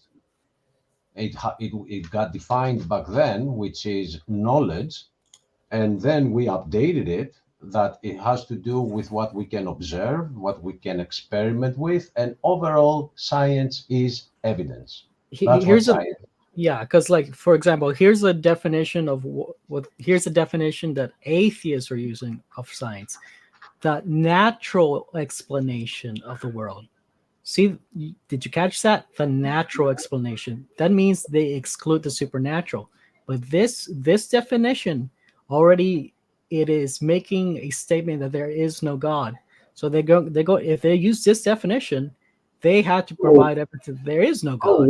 We brought Google up. We brought Google up, and it's a definition from Oxford University, Oxford Dictionary, I think. And it is experimentation and observation. And it was right there at the beginning, before he asked the question. He had it on the screen. Yeah, that's what Kent said. So he is avoiding, and that for me is, I don't know, man. I'm not even at the age of Kent Hovind. I'm only 42 years old, and it's exhausting to me. Well, I think Mark was trying to bait. He was trying to bait Kent into Googling and then accidentally saying the atheist definition of science. And the atheist definition is the wait. Somebody's honking a horn again again. I mean, that's oddly appropriate considering whose mic it's coming from. It's like every day though. I have to like deal with it every day. Do you live like above a circus or is it a clown train? No, it's like one of those little go-kart sellers. They walk around with little carts selling ice cream to kids. Oh, that's suspicious. Cute. It's suspicious that it's so late at night though. Wow, you know. Okay, these guys are very horror movie. Because I seen that. Like, who sells ice cream at 8 p.m. at night? Ryan, what were you trying to say? A smart businessman. You talking about the guys that walk around pushing carts that have ice cream in them? Yeah. I have those. We have those around our area where it's a high percentage of Latino population. We have those here too. So I know what you're talking about. I think they sell Bambi ice cream or something. Not selling ice cream. Yeah, those are the vans, the white vans. I wouldn't trust the white vans.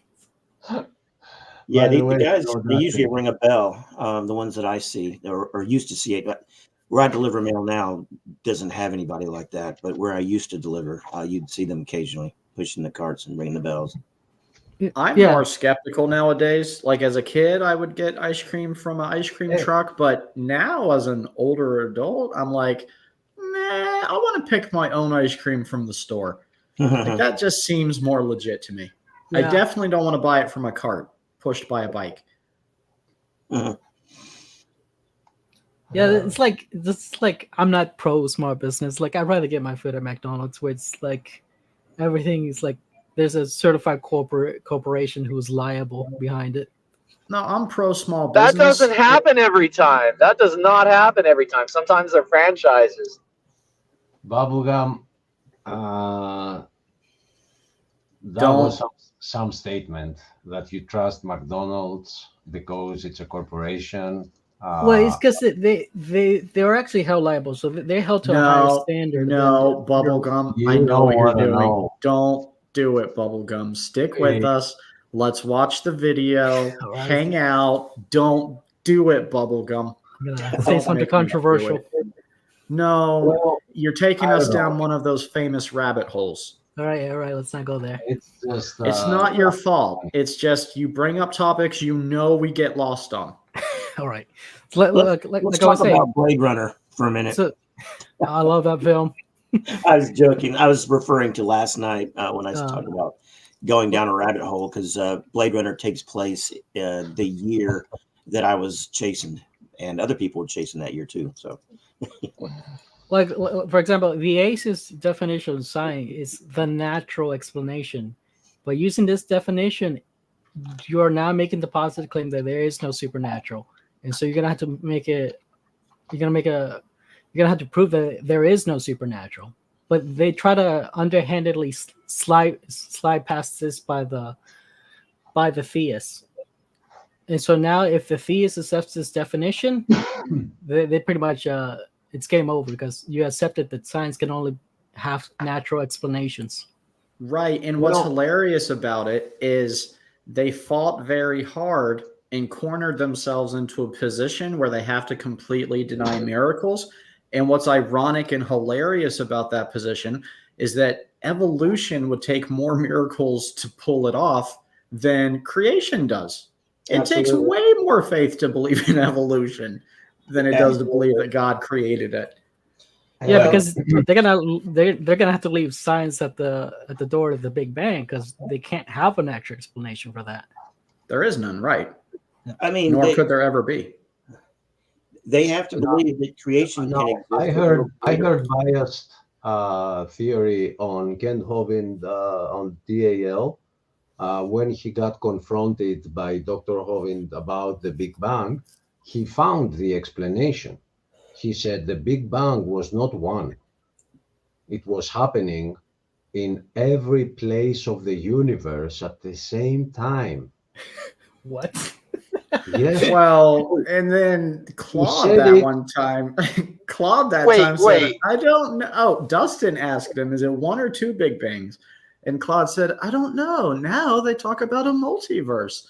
And I thought to myself in that moment, now we're getting into Marvel movies. This is great. That's when they get their logic, though. Marvel Comics. I think they do have the same writers.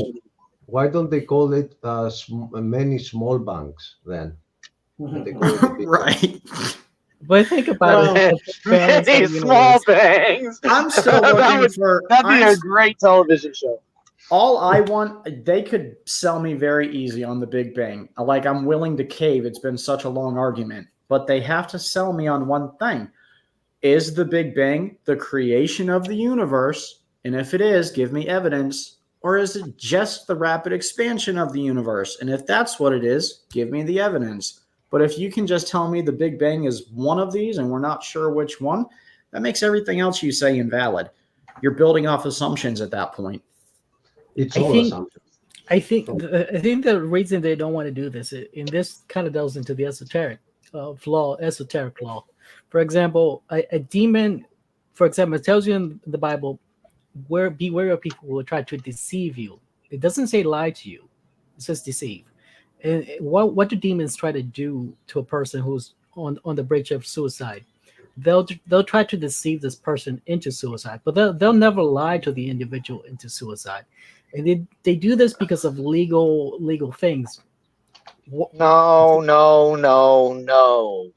Why not? No. I mean, you're kind of close, but you messed like 30 finer points. A demon will never try to talk you into killing yourself.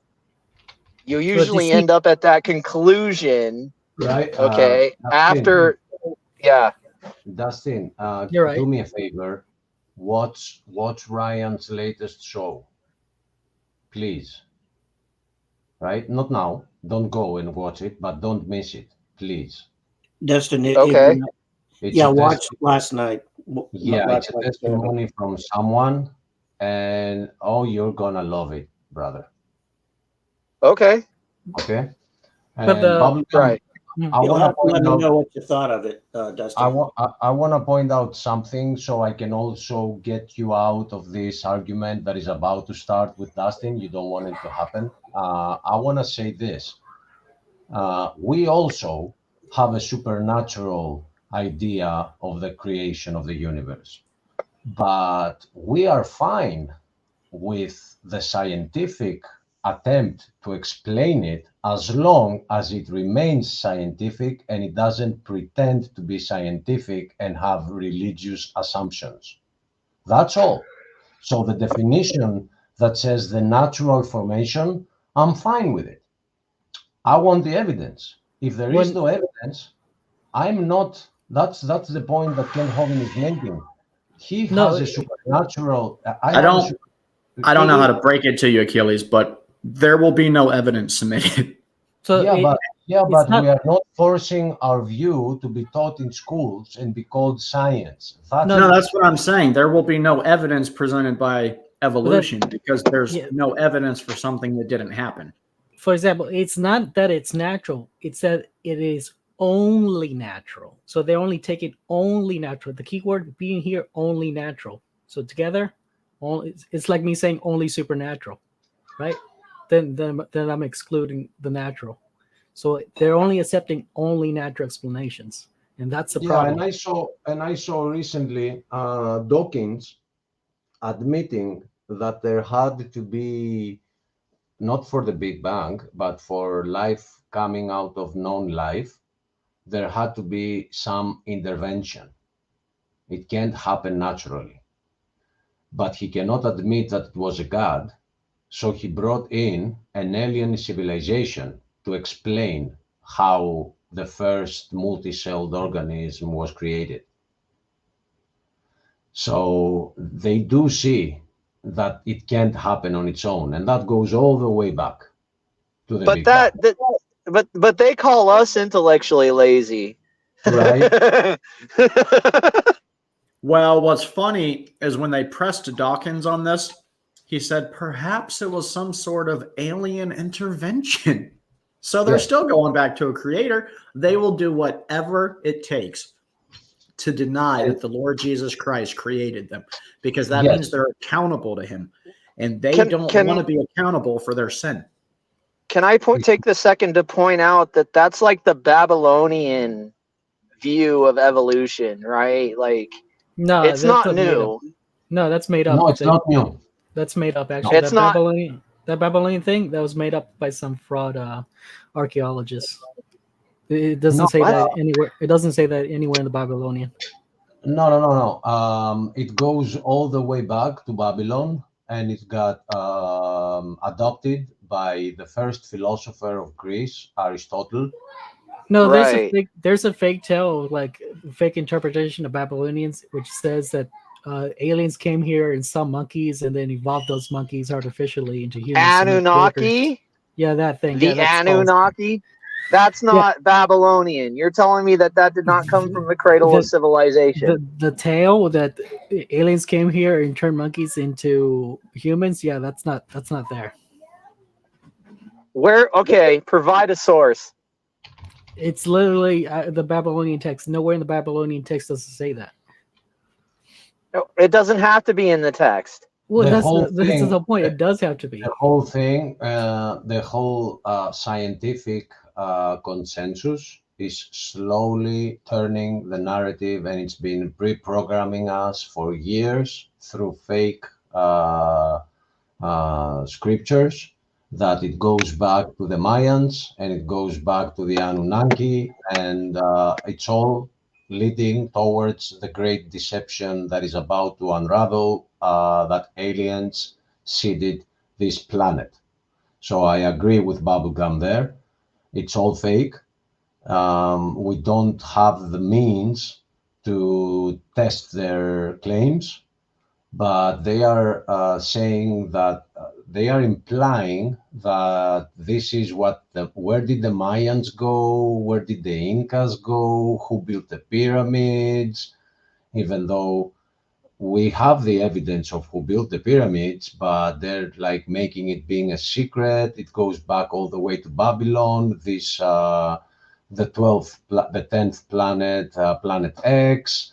And at some point they're gonna come, and it's not gonna be far, and they're gonna say all these stories make sense, guys, because it's us. Christopher Sitchins. Christopher Sitchins. You need to look up Christopher Sitchins, Darth Dawkins. I know him. I have a couple of his books. I learned him from Eric von Däniken, because as I will say, exactly. Yep. Yeah. By the way, has been exposed many times, but this is not. We can go with that discussion if you want. I'm fine. I want to watch more of the video, but also welcome, Dan. How are you doing, Dan? I'm doing well. It's a rainy day here in Northern California. It's probably sprinkling, what you guys would say over in the South, but I'm doing good. Yeah, let's listen to more. That's cool. What part of California are you in? Did you by chance hear clown horns recently? Did I what? I know that sounds like a bizarre question, but Bubblegum also lives in California, and we just heard clown horns behind him like twice. So I thought, hey, might as well ask. Oh, well, that's in my car here, so he must be with me. I got in the van. I told you not to get in the van, guys. Don't get in the van. Whatever you do, run. Achilles, can we please expose a little bit of Mark's strategy? Sure, like sure. just 5 more minutes, and we can stop again if you want. Yep. I've played it, but okay. Well, you've given me about 14 different topics there. I'd like to go one topic. Well, you brought up multiple topics, so I'm just responding to the ones you brought up. This is a problem. If you want a Gish Gallop, I'll respond to every single one.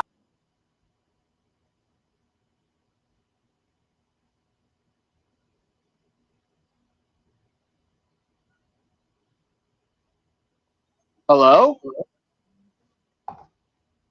yeah, I'm There's sorry. no audio for this part, it's visual. When I pause the video, I don't have audio there. I want people to focus on what they're reading, but I know there are people with ADHD and they would like some Jurassic Park music. Wink, wink, Steven.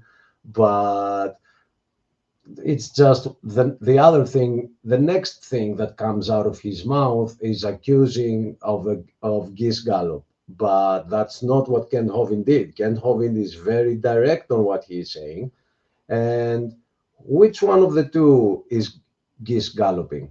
And by the way, the whole term was named after Duane Gish, who used the technique frequently against proponents of evolution, says Wikipedia.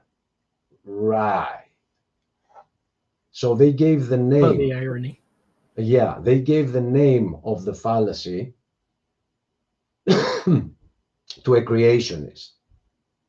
I mean, not to a creationist. They gave the fallacy the name of a creationist. I'm sorry. I mean, no, they're not biased. I played. No, there's no bias there at all. Right.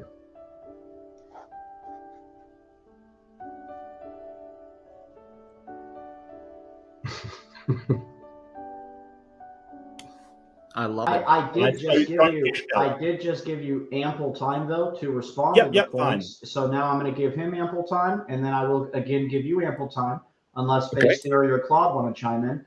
And I think it'll be more productive that way. So thank you for participating, Kent. Okay. If he would like to change the definition of science to match his religion, that all things are related, that I don't think is logical. I don't think that's wise to do. Science means what do we know? And if some scientists have concluded that we can go beyond it, I think we could infer very logically that the sun does indeed, the earth is spinning and be from the sun going up and going down. I think people on the other side, we could call somebody in Australia. It's sunny over there. They'd say, sure. So I think we could show scientifically that the earth is round and it spins around. So that equating the sun and the things we know scientifically without observing to evolution is a very much a false equivalency. Nobody has ever observed or ever seen how it could happen for these family trees for a protozoa to turn to a human and an ape and a bird. You want these taught in schools like this is science. This is not science.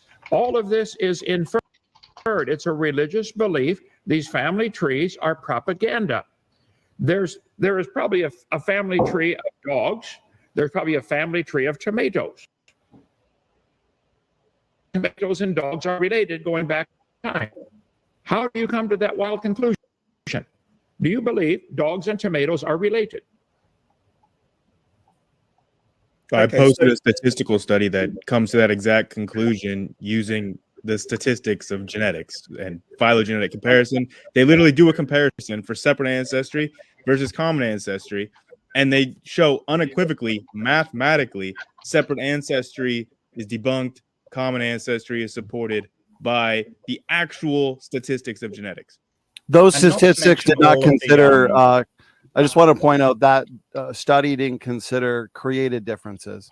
It didn't consider created heterozygosity. So it's essentially a straw man against the creation model. Well, it also doesn't take into account that all of the genetics falls into that model. So you may not believe it and call it propaganda, but it's not based upon nothing. Well, that's an assertion. The genetics support separate ancestry. Excuse me. Our understanding of the genetics and the way that all of these animals are related to each other. Even if you just look at things like endogenous retroviruses, the closer they are in that tree, the more viruses they share with each other. And you cannot dispute that because that has been absolutely proven. You cannot dispute that because it has been absolutely proven. Now he's going to the next point immediately, but he just brought the viruses, which nobody mentioned. They were talking about something else. He didn't allow Donnie to intervene. He's like, excuse me, because I haven't been talking for 3 minutes, so I gotta continue. And he responds with something else, which was not related to what they were talking about. And now he will accuse Kent Hovind of bringing multiple subjects. You see, Mark, why next time you're not banned from here, but when it comes to Kent Hovind, we are going to protect him and allow other people to have their own questions until we find someone who can actually discuss. You said we don't show the scientifically the evolution, but we do. Let's go one point at a time. He brought up ERVs. Let's deal with ERVs. The problem is that Marguerite, don't slap and run. Don't slap and run. Okay, you know better than this. You know better than this. You're a big boy, Mark. Mark, you're a big boy. One top. Could Donnie please be actually independent instead of chiming in on Mr. Hovind's side? I'm not here to moderate. I'm here to debate. Well, I was invited here to debate. I'm not moderating. Hold it. Look, don't bring up multiple points, and the same is true for you. If you're saying don't bring up multiple points, you do the same.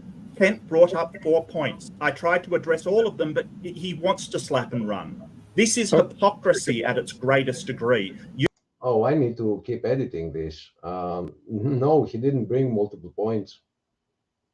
Kent Hovind is only making one simple point.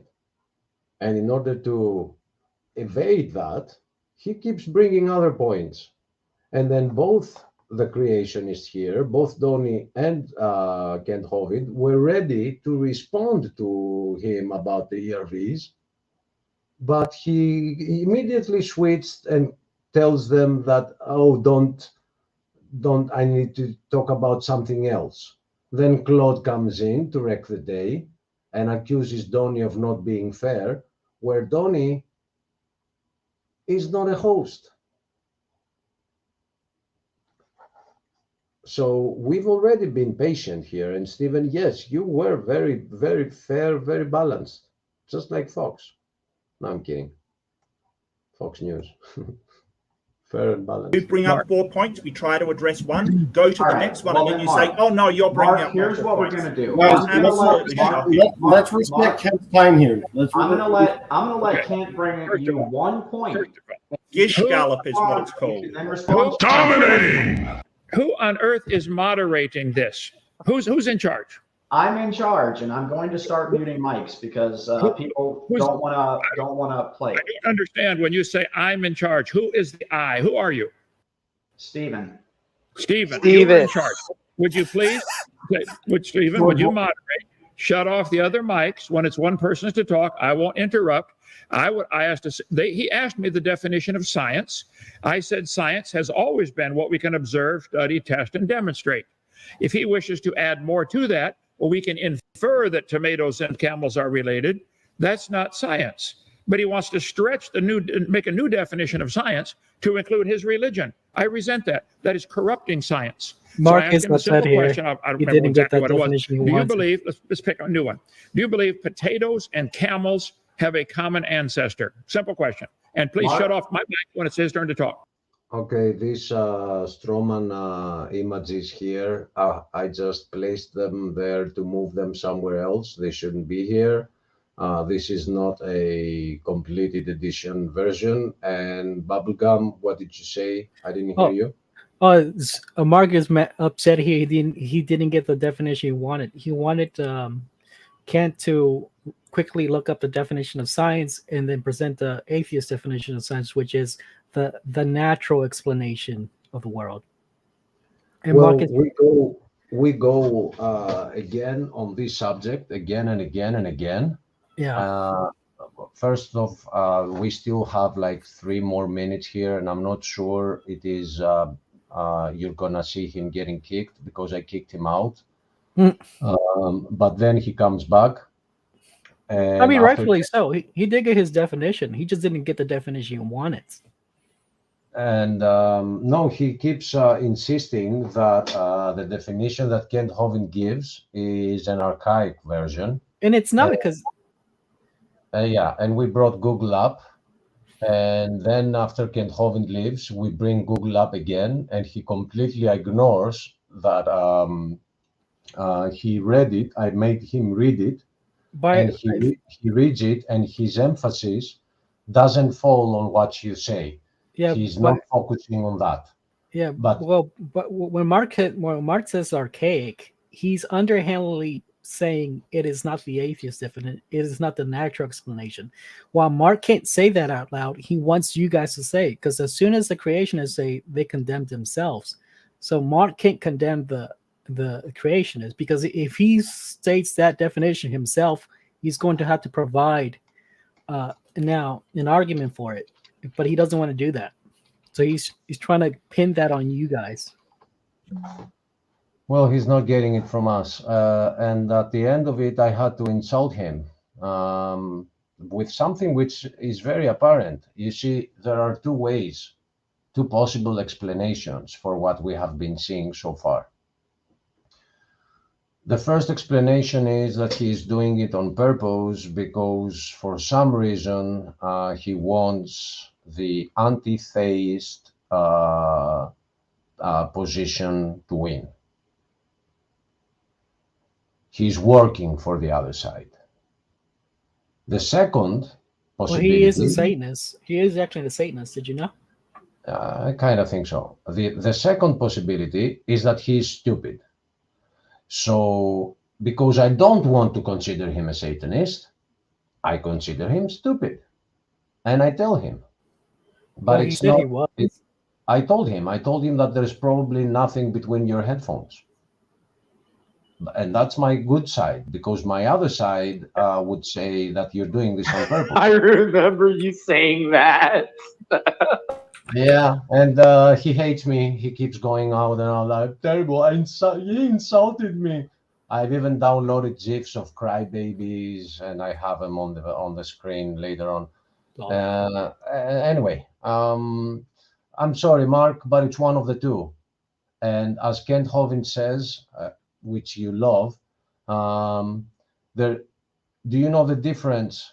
I will put this on the panel. What is the difference between ignorance and stupidity? Who knows it? There is a very distinct difference between these 2 words, ignorance and stupidity. No one? I wouldn't know, actually. Ignorance is a lack of information. Stupidity is evolution. Oh, it's I get you. It's having the information and intention. I like that, but that's not the right answer. The right answer is that ignorance can be fixed. Stupidity is unfixable. It's just there. But you can fix ignorance. You can study. Can be. Does not mean will be. But I agree with you. Yeah, that's the distinct difference between those 2 words, right? So I hope he can open his eyes. I mean, at some point, I stopped hoping for people. There are some people out there that they do this for a living. It's not like they can be convinced. If they could be convinced, they would have gotten convinced, just as I did get convinced from the truth when I saw the true evidence. I didn't arrive to God by preconditioning. I didn't begin that way. I did it through science. And I started seeing that some things are fairy tales. They are lying to me. But they are the consensus. Wait a minute. When did the consensus lie to me before? I have to make one correction though, brother, and then you can tell us when the consensus lied before. Always is the right answer. Well, okay, fair. A fairy tale would be if I said I kissed a frog and it turned into a prince, whereas evolution is I kissed a frog and billions of years later, its ancestor was a prince. More Also like I very kissed a stupid and silly, but different. Yeah. More like I kissed a puddle of sludge, but your premise holds. I kissed radioactive space dust that then rained down on rocks for millions of years. And then eventually it turned into a frog. And then generations later, that frog turned into a prince. Would that work? Yeah, yeah. Yes, yeah, that's more accurate. Yes. But you have to also add long ago and far away. Now that's straight from the textbooks. A long, long time ago. All right, let me press play so I can get this Stroman out of here. This image of the Stroman does not even relate to what we were listening. I just placed the pictures there so I don't lose them. All right. It was two, one after the other, right? This is the second one. I wasn't watching. I was trying to follow the chat and I can't. So pressing play. I also needed to have the bar continuing because his bar has run out and I didn't add it here. So this will be fixed before the final upload, because he's about to get kicked. All right, Ken. Fantastic. So I was going to get to that, but I was interrupted before because you made multiple points. And no. Again, he was going to get to that, but he got interrupted, guys. Stop interrupting Mark. I mean, hashtag stop interrupting Mark. We're not changing the definition of the word. You're using an old dictionary from the 1900s to say this is what science means, when it doesn't mean that word anymore. I already pointed out that's a fallacy of etymology. Etymological fallacy. Etymological fallacy is the faulty argument that the true meaning of a word is its oldest or original meaning. All right, sorry, I'm pausing again to say that I decided to, I put those back here. But what I'm gonna do is I'm gonna just have the audio of Mario Land when he gets a coin, that gling sound, with every time he says etymological fallacy or a strawman, I will go like gling, strawman. Gling, can I make a suggestion? Gling. Yeah. I think what you should do, instead of every time do a ping, like the first one, I would add a clown nose, or no. First, I would add like red hair. And then the second one, I would add some white face paint. And then the third one, I'd add a clown nose. And then the fourth one, I'd draw the mouth. Like I would slowly turn him into a clown as he says these funny things. It sounds good, but technically it is too complex because he's moving his head a lot. And I would have to be moving the parts together with his face and save me from more work, you know? Okay. Yeah. And I just don't like this repetition that I redefine what an etymological fallacy is. The first impression that I had was that I would add here, okay, he repeats this point, so maybe he didn't get it, so let me repeat it for him. But instead, I'll just do the Mario thing. I'll go like gling, gling, gling. And, you know, I think it's faster so people don't watch the same thing again and again. So this is part of editing. It's like we are watching the editing process. I'm sorry it's not completed. Pressing play, unless someone has something to say. Not me. Okay, going. It is a genetic fallacy. Genetic fallacy. The genetic fallacy is the act of rejecting or accepting an argument solely on the basis of its origin rather than its content. that basically you're taking a specific definition that's old and not used anymore and trying to apply it.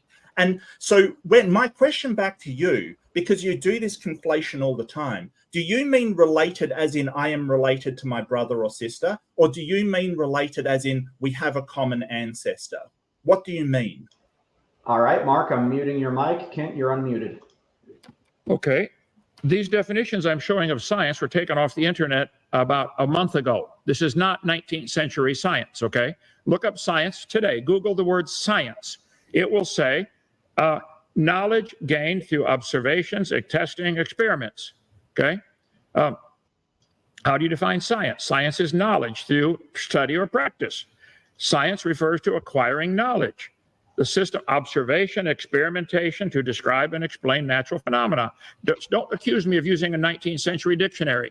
This is the definition of science. Science, what we can observe. We do not observe cows produce non-cows or dogs produce non-dogs. I asked you the question, and you say you just throw out the word genetics. Is that supposed to mean something? All the genetics shows there may be variations of the genetics of the different animals, proving a common designer. Doesn't prove a common ancestor. It could just as well prove a common designer. As I've pointed out many times, almost all the programs coming out of Microsoft, Microsoft Word, Microsoft PowerPoint, have thousands of identical lines of code, proving the same guys are writing the code, not proving they came from a common ancestor. You guys see the complex genetics of these different creatures and think they're proof they're related because there's some similarities. That's proof the same designer wrote the code. So I ask you again, do you think a potato and a camel came from a common ancestor? Is that question more suitable? Did the potato and a camel have a common ancestor like these charts show? These family trees show all the vegetables, all the humans, all the animals had a common ancestor.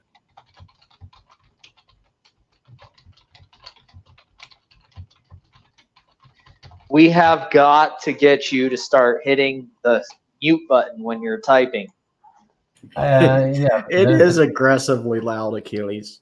There is a technicality with that. I don't know who's going to speak, and I want to respond to him while I'm also chatting. And if I mute myself, I talk to myself, and I don't even notice. I kind of like the typing sound. It sounds kind of cool to me, but everybody's different. What if we just get you a new microphone? Or a new keyboard. New keyboard. Buy I think you it'd be easier. Keyboard. That would be the idea. By the ministry, I mean me. I'm willing to go on Amazon and buy you a headset. By the way, you see, I muted myself and I was just talking. I was blah. So, but if we got you a headset, you could have the one where it can mute and unmute on the cord. I have a headset, and I kept wearing it when at the beginning that I was here, and my head starts to hurt, and I take them out. Plus, I don't have a connection to what is going on around me, like if my dogs bark or if a tree falls, I don't even know. So I don't want headphones. All right. You were too old-fashioned, man. You were just too old-fashioned. I'm learning from Mark. When are we going to do the stickers? I want us to do the stickers. No, I have the business card designed. We got to do the business cards too. Okay, we'll get on it. Points right Me and Achilles are also supposed to make a new T-shirt design for our store and then put the store on the website. We need help. We need volunteers, but God hasn't sent them yet. So Dustin, I have a membrane keyboard. Do you know how hard it is to find a membrane keyboard today? So if I don't. If I get a clicky clacky keyboard, I'm gonna blow your ears out. This is a membrane keyboard. It supposedly doesn't make sound, but I have this very annoying microphone that I can't even pass gas without people knowing. So I know. I hear you talking downstairs sometimes. And you have to see how I type when I know you're in the room. It's like my fingers are tiptoeing over the keyboard. I love you, Achilles, man. I love you, buddy. Anyway, let's finish up. It's over? It's about up to the point where I thought you had edited. Did you get further with it? The funny thing is that this moment was ready, and he gives a very funny answer, and he actually will accept it, and it's ready. And I just exported it very fast. I didn't notice where I put the ending part, so I'm sorry. Well, that's a good cliffhanger then. They'll have to come back next week for the other episode. So we have another preacher of death in chat who loves his religion of evolution. But won't come on. And I have a very strong suspicion that it's Big Bad Mama, a.k.a. James. Come on, let's hear your voice. Leave the chat. He says that he won't come on because there's too many of us. But anytime we have atheists or evolutionists come on and it's like 1-on-4, we always give them a fair shake. So, all right. Here, the only one we don't really give a fair shake to is Bubblegum. And that's because he led me on for an hour about the God of Chaos. Hey, you guys keep asking questions. Dude, I was ready to hunt you down that night. If you did not finally say chaos, I was going to find where you lived, Bubblegum. No, it's very interesting how people with different beliefs see how evolution is a joke, because Bubblegum and us, we don't believe in the same thing, but we can see something that is a joke.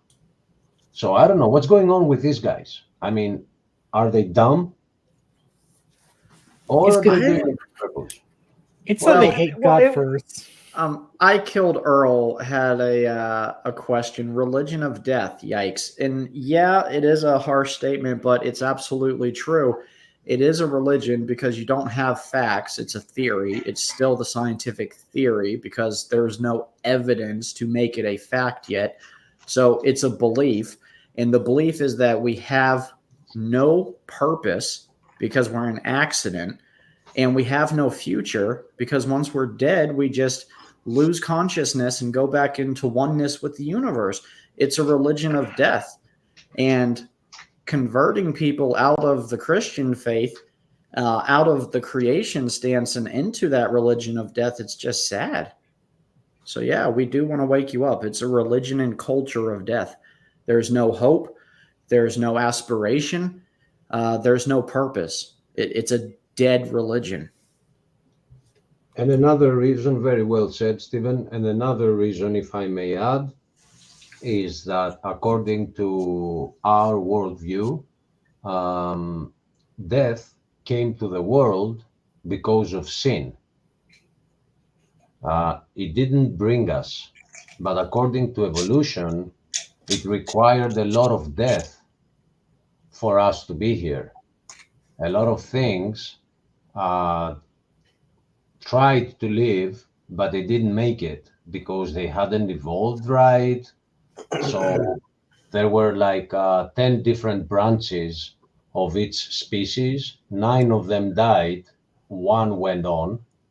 And then out of that 1, another 10 branched. 1 of them made it, the other 9 didn't. So if you look from where you are back, all you see is death. If you look to the future, there's nothing. So yeah, it's a religion of death, and we are here to help you see it. That's all. The funny thing is that we are trying to get you out of that religion of death because we believe that there is a heaven and a hell, and we don't want you to go to hell for not accepting the only way to get to heaven, which is Jesus Christ. From your perspective, why are you trying to convince us? Where are you trying to believe in nothing? Believe that we came from nothing and we are going to nothing? Yeah, Hooligan. I was watching that. I'm very close to booting Yahooligan. Yahooligan, you're welcome to come on here also and plead your case. But I'm telling you guys now, we've had this conversation with countless atheists, countless evolutionists. There is no evidence. And every time they come on the panel, we don't jump them. We take turns, but we collectively all make them look silly, because it's not until you come on this panel that you realize that you are following a religion of death. And the saddest part for us is that you're going through this very sad existence of having no purpose with the belief that there's no future, and there is. And with your current belief system, your future is hellfire. It's not pleasant. So if I can bring you over to the truth, which is Christ Jesus, your Savior, if you'll accept him, that he created you, that you do have a purpose, that you have grace, and that he's offering you a new start, you'll have a happier life. But not just will you have a happier life, you'll acknowledge your future, and the future you'll have at that point will be much more pleasant than the current one that you're offered by your religion of death. Stop wasting your life preaching hate and lies. Do we preach hate and lies on here? I didn't know that. Wow. I thought we preached love and truth on here myself. Yeah. I mean, I've said some pretty hateful things, but they weren't preaching, though. I wouldn't say it's hate. I would say it's intolerance. So my religion, polytheism, is a religion of intolerance. We do not tolerate. I mean, my religion, I'm the one that has to be tolerated, because I'm told that I'm to conduct myself as an alien. I'm not of this world. I'm a foreigner amongst these people. So I don't try to enforce my anything. I try to stick in my own little four corners.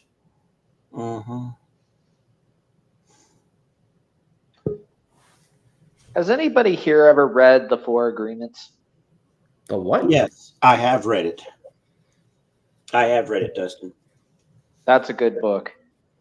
You know what impressed me about that book, Dustin, is that it was supposedly came from the knowledge of the wisdom of the Toltecs, right? But yet, what it has in it, it's not a Christian book per se, right? No, it's not. But it does. It kind of has some overlap, though. Yeah, it contains wisdom that could have just as well come from the Bible. That's what impressed me about it. And I don't think the Toltecs ever read the Bible or knew of the Bible, but yet they came up with a philosophy, or they came up with conclusions that seem to be very close to the Bible. It's just interesting. Which kind of segues into my point about it, is that there are insulated and isolated tribes around the world that know about God. I mean, in some cases they have a different name for it, but you also have to look at the other side.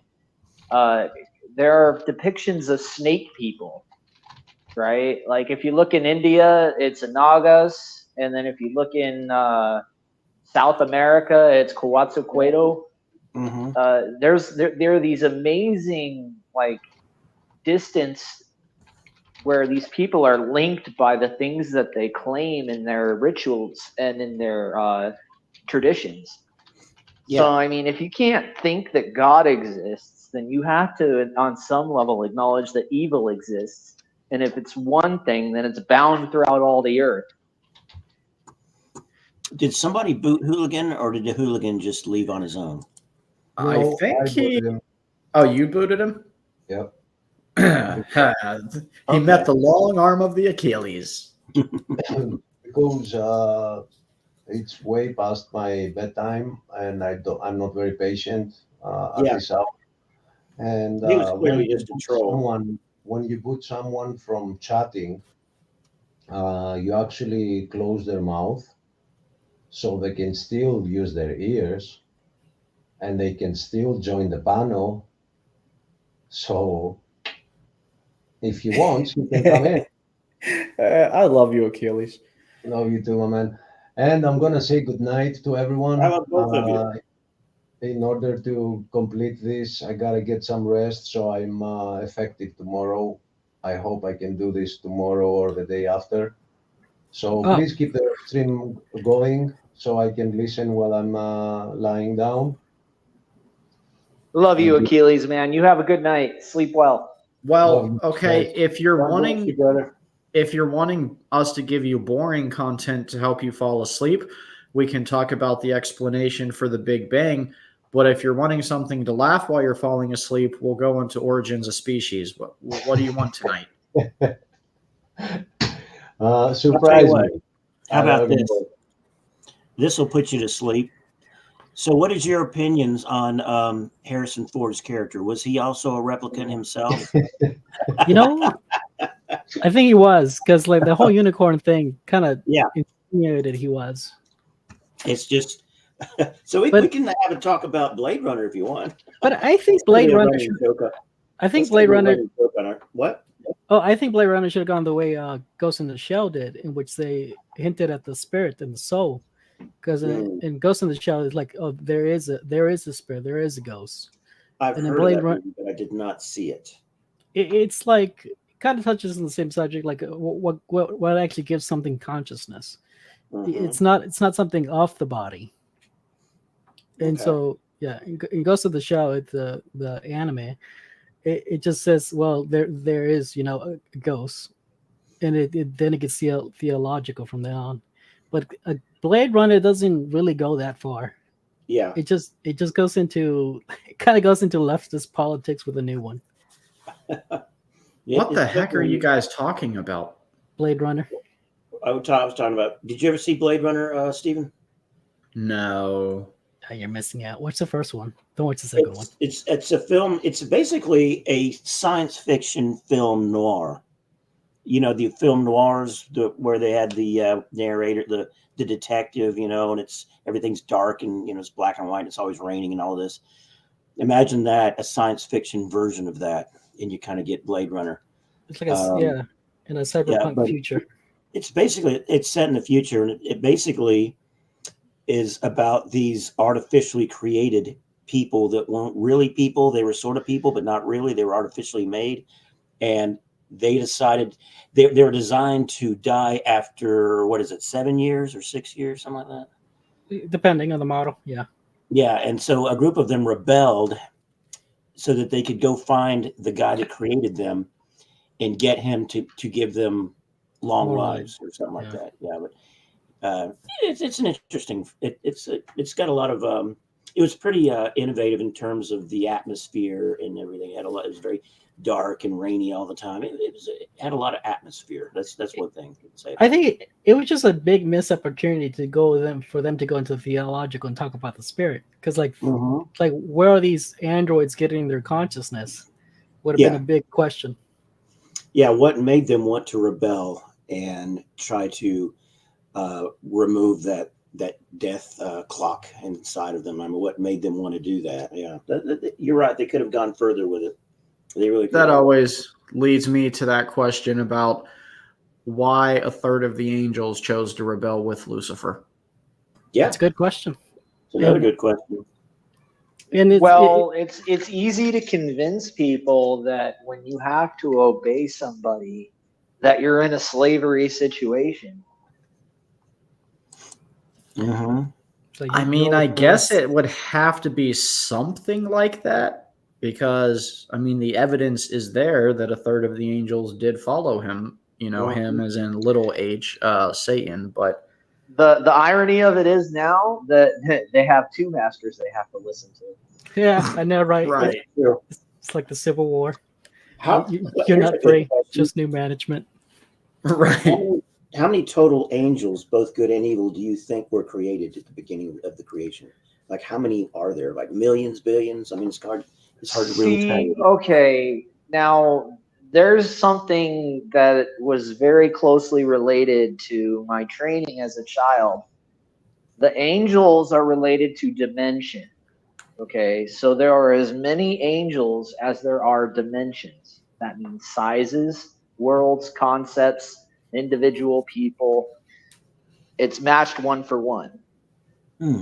Okay. Feels like this is going into the forms. For example, there would be an angel behind the form of a telephone, and I think that kind of gets into idolatry. And when you start deifying the forms, to start deifying ideas. That's actually technically correct. That's actually technically correct. That was the point of learning those principles so that they could be spread.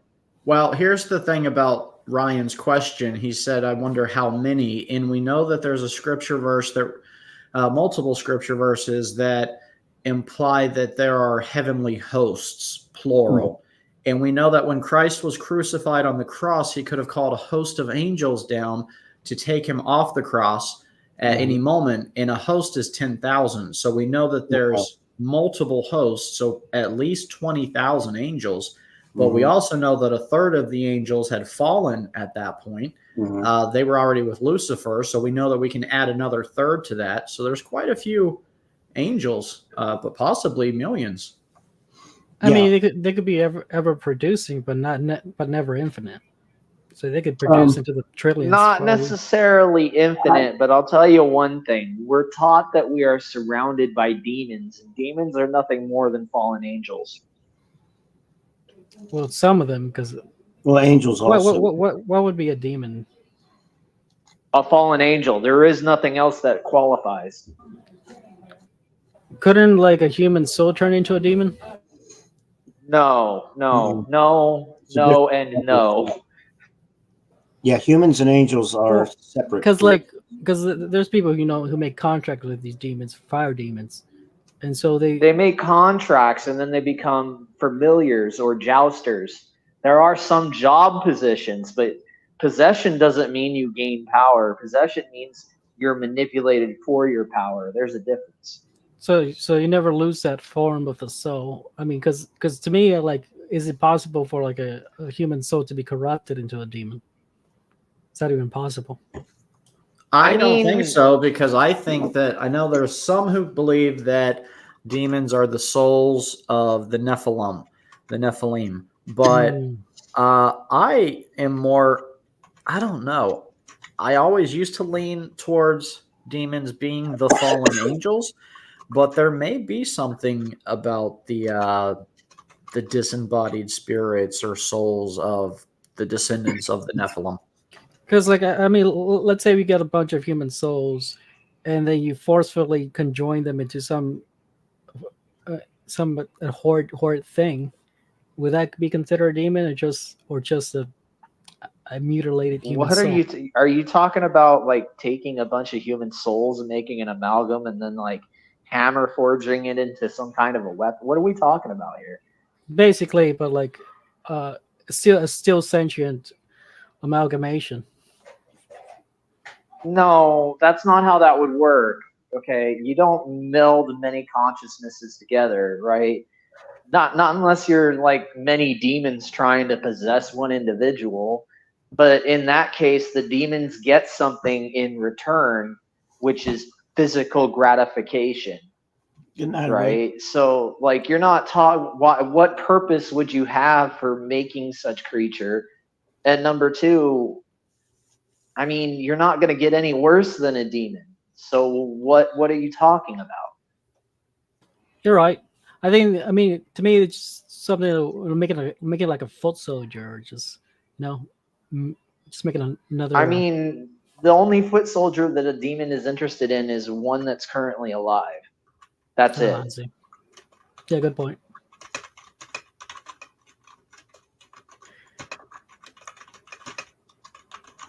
I mean, what? Because it seems to me what do they want the human souls for? I mean, for energy, right? Because no. The demons don't want the human souls. That's not what they're after. Demons are after physical gratification. They want a piece of life. Okay, that's what they're after. They want into this dimension of reality, because this is where most of the actions have consequences, and this is where God makes judgment on people for their actions. Yeah, but I mean, what would they get from that? Let's say they win all this entire Earth. Now they're subject to those consequences. Why would they want to be subject to consequences? They're not. People are. Oh, That's not the same thing. You're not like there is no like antiquated goal. The goal is Satan's. Satan is after souls.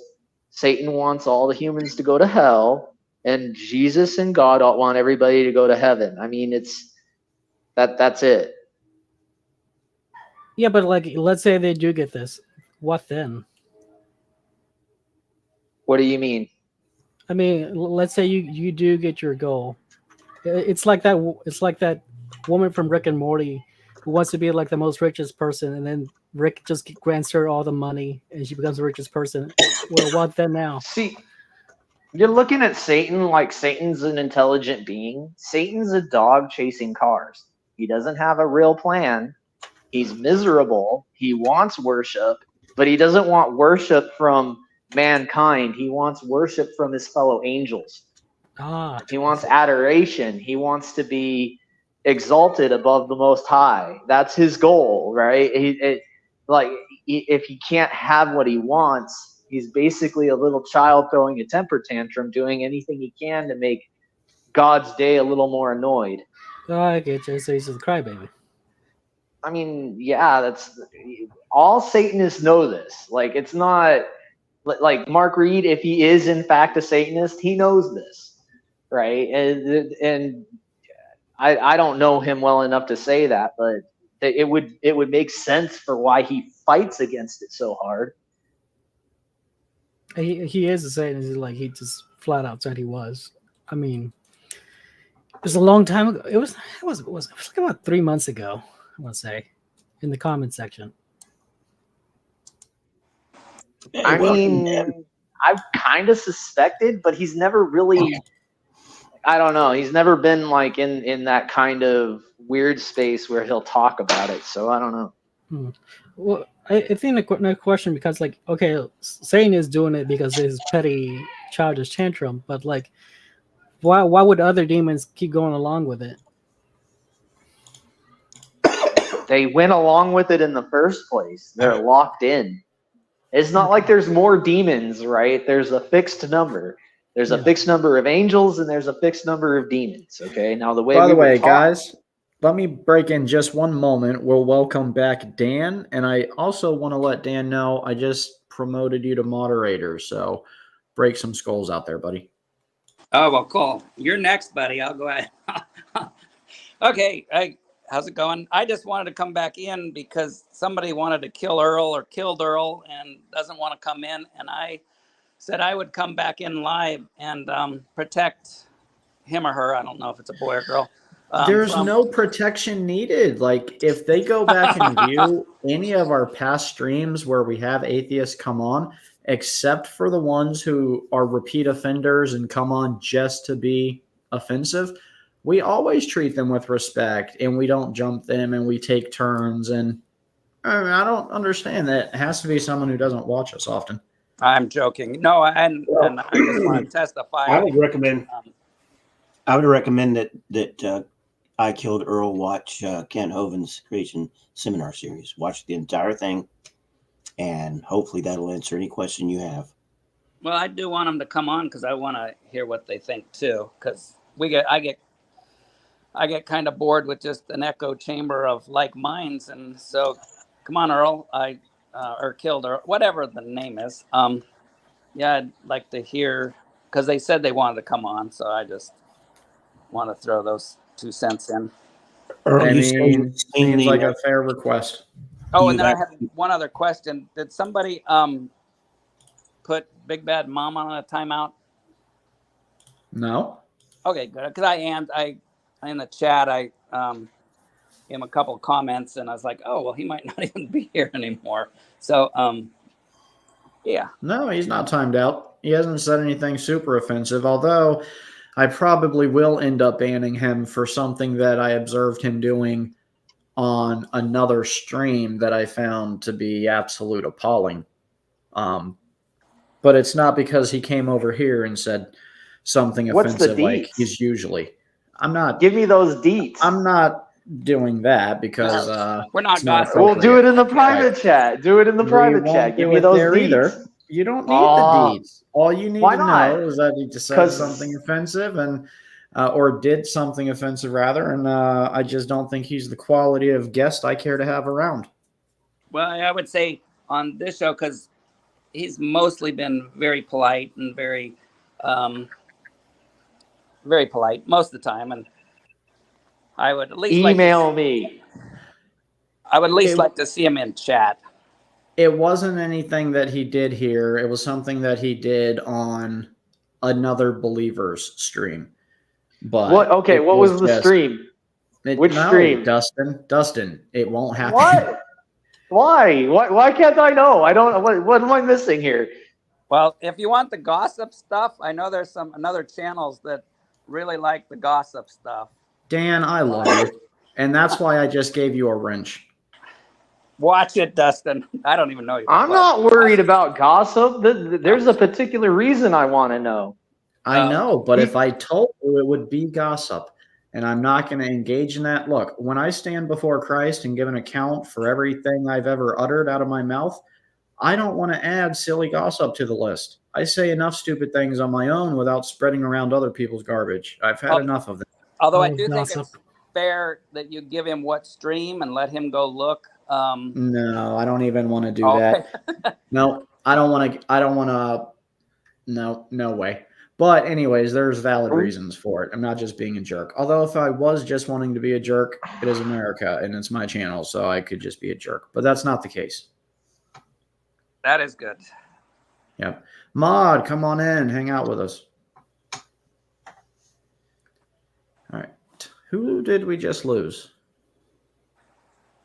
Awake. We just lost Awake.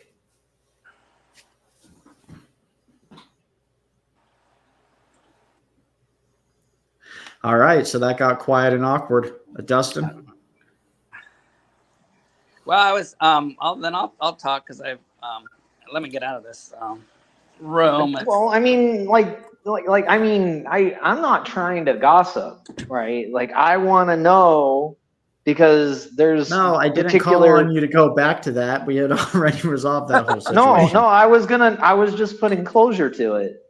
I had closure. I was going to sleep fine tonight. Did you need Well, more I closure? wasn't. Let me give you closure, I needed Dustin. closure. You're not allowing that. Give me some drama. Now you're just teasing me, you douche. That's not gossip at all. It's not gossip. I'm not giving deets. That's why we're still having this conversation. And I wish for the love of everything that Dan would change the topic. All right. I could probably share a quick topic on the whole ERV because I thought you guys were going to get to that part of the video, and I want to address it real quick. If you want to address ERVs, you can do that. Yeah, I'll give you like, the floor. Yeah, because I told this Donnie. Donnie knows this. I sent him this. Like, they're using a circular argument. So you asked him what evolution is true, right? And then you ask him, well, why is evolution true? Because ERVs are viruses passed down from ape to man. Well, how do you know that? And when you ask them later on in the same video you guys were reviewing, Donnie asked this to Mark, and Mark reads, well, we observed this million years ago. But that's presupposing evolution is true.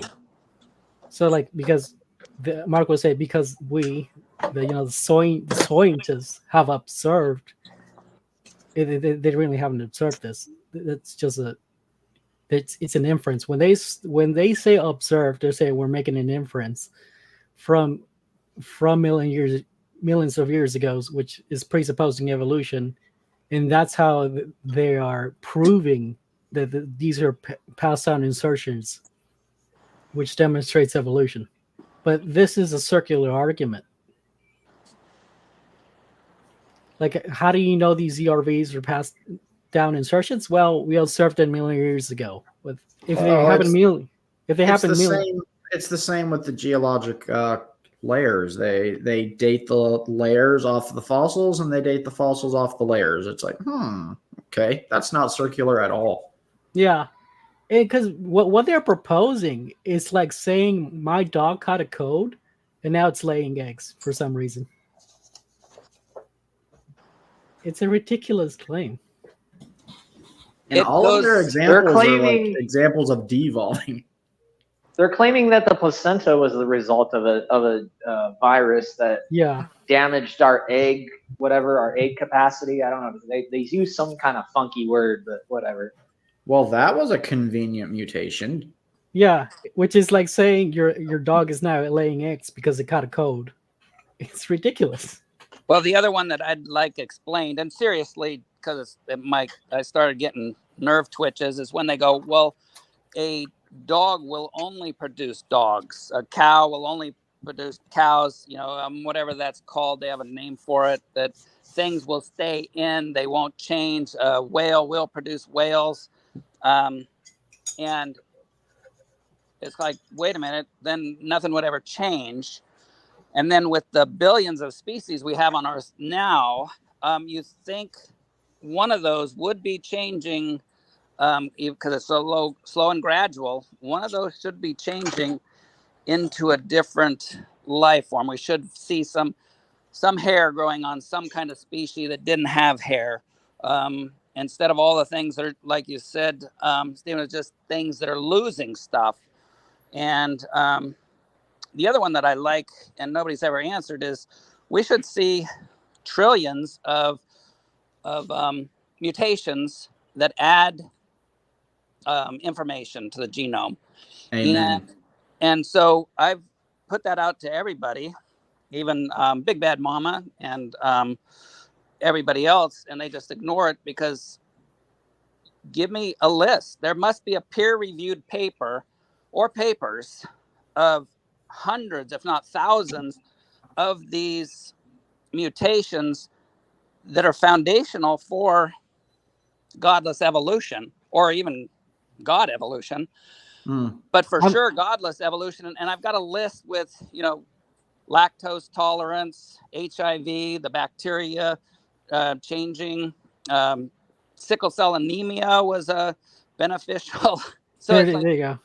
Yeah, and correct me if I'm wrong, Dustin, but Earl said there's other methods to date fossils, and that's true. You have carbon dating for bone, but what's the other form of dating they use? Pistachio dating or something? Pistachio. No, it's pistachium argon rate.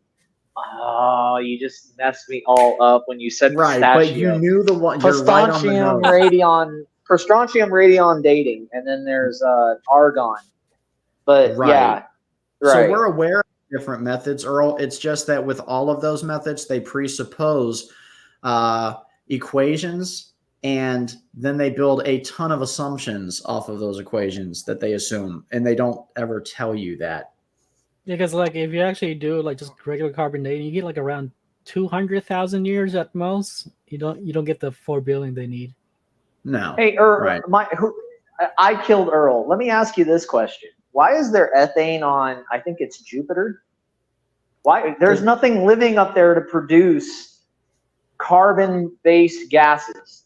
Oh, that's Why true. Is it up there were no farting dinosaurs up there, so that's a good Why question. Why is it up there? Right? If you're going to tell me that dating has something to do with carbon, why do we have carbon gases up on places where there's no living organisms to produce it? That makes no sense. That was an excellent point, Dustin. Dustin, I love having you guys around because you bring up amazing points, like all of the panelists. And these are questions that the evolutionists rarely want to come in and answer, unfortunately. The other one on the numbers again, I know Big Bad Mama in the comments was saying, what about the hundreds of transition forms and Tiktaalik? And I put it in the comments, but that's why I wanted to ask if he was still around, is that so we have billions of species that have been on this planet, which means between them you would need a multitude of transitional creatures, and you're saying we have like hundreds. So out of the trillions of fossils, it doesn't seem like that big of a number of transition forms when each thing, I used to laugh of the, in the 70s. Well, here's the thing. They don't actually have transitionals. They have quote unquote sister lineages. And that's not a transitional. And what's ironic is between ape to us, they say there's like 14 different species that they found that are intermediate between us and them. But like Dan pointed out, there should be thousands, if not millions, if not billions of fossils of intermediates between the intermediates. And we find none. Well, they're not even the intermediates, because intermediate would presuppose it's a transitional. It's not transitional. But I'm going off their theory. They have no proof, and they have like so many gaps. Yeah, and I'm given their language, and so in their language, you'd have to have tons. Because even as dumb as I was in high school, you know, in the 70s, we were taught that there was a missing link between ape and man. And okay, it wasn't in high school. I wasn't that bright. But later on, it's like, wait a minute, there'd have to have been hundreds of transitional species between human and ape. And then they're going, oh, well, that's really not the transitional. That's really just a cousin. We don't have the common, not one of the common ancestors. So they're thinking that between a chimpanzee or an ape, whichever one, there's a transitional common ancestor, and it's like that doesn't seem that right. In reality. Well, are they saying they think, or would there be? Because a think isn't proposing evolution; it's just saying I think. But who cares what you think? Well, exactly. But they're scientists, so we have to believe them because they got a PhD and they're scientists. Well, So, I think this is a way of them avoiding saying a lie, because if they say a lie, they condemn themselves. And this touches again into the esoteric law, and I think a bunch of these are just Satanists LARPing as scientists. Well, they stopped looking to the fossil record, okay, because they started realizing that there was an issue when they found birds inside of dinosaurs' stomachs. So what did they start doing? They started looking to the smallest parts of the body, the genome, and trying to say that the similarities prove relation. Well, if we want to get honest about it, the genome is based on atoms, which basically derived from everything. So yeah, in that kind of a perspective, we are kind of all related, because we're all made up of neutrons, protons, and electrons. I can see that being the case, but when you're talking about like genetic sequencing and sister genomes, and the fact that bananas share 50% of our genome. Oh, so they're pulling a sleight of hand with their linguistics here. So when they say the genome similarity, they're not talking about the sequence. They're talking about the elements. well, exactly. With junk DNA, it was one of my best with Richard Dawkins when he goes, oh, all this junk proves we have a link, common ancestors, and then the genome, and it's like, oh, there's not that much junk. And it's like, well, that proves that we have that. So lack of junk proves we have common ancestry. And it's like, wait a minute, that's nobody. They just keep giving him money for books. Crazy. Yeah, I think somewhere in that video, Heart of Flesh brings out that humans and chimps are only actually less than 65 genomically similar. And then Grayson gets uber mad at this. He gets freaking triggered. And he's like, what's your source for this? And the source Heart of Flesh presented was literally an evolutionist atheist source. This is from that animation he showed was from an atheist evolutionist source. And he was triggered by that, because it's like, didn't he not know that they're cherry picking what parts of the genome they're comparing to get the 99%? Of course they don't, and then that scientist who would have said that is really not a good scientist, even though he's an evolutionary scientist, because he doesn't agree with what we have to believe to have godless evolution. Well, I think it's about tricking the masses. because like if the masses knew that the way they get the 99% figure was by not comparing 25% of the human genome and then not comparing 13% of the human genome, so that they're cherry picking what they get to compare. Well, the masses would say, well, that's bullshit because you're cherry picking. But the masses don't know that they're doing this trick in which they're cherry picking like Bubblegum. You're doing fine, but I'll remind you of your language, please. Oh, sorry, did I say something wrong? Yeah, you You're said bringing me BS. back to high school. Stop it. Oh, my bad. Sorry. No, you're good. I know it's an unconscious thing, but thanks if you watch that. Okay, sorry about that. So yeah, like if the masses knew they're cherry picking, 50% and comparing it to the other closer 50%, well, everyone would know that's just wrong. Well, they don't have enough of the genome sequence to do a 1-to-1 comparison.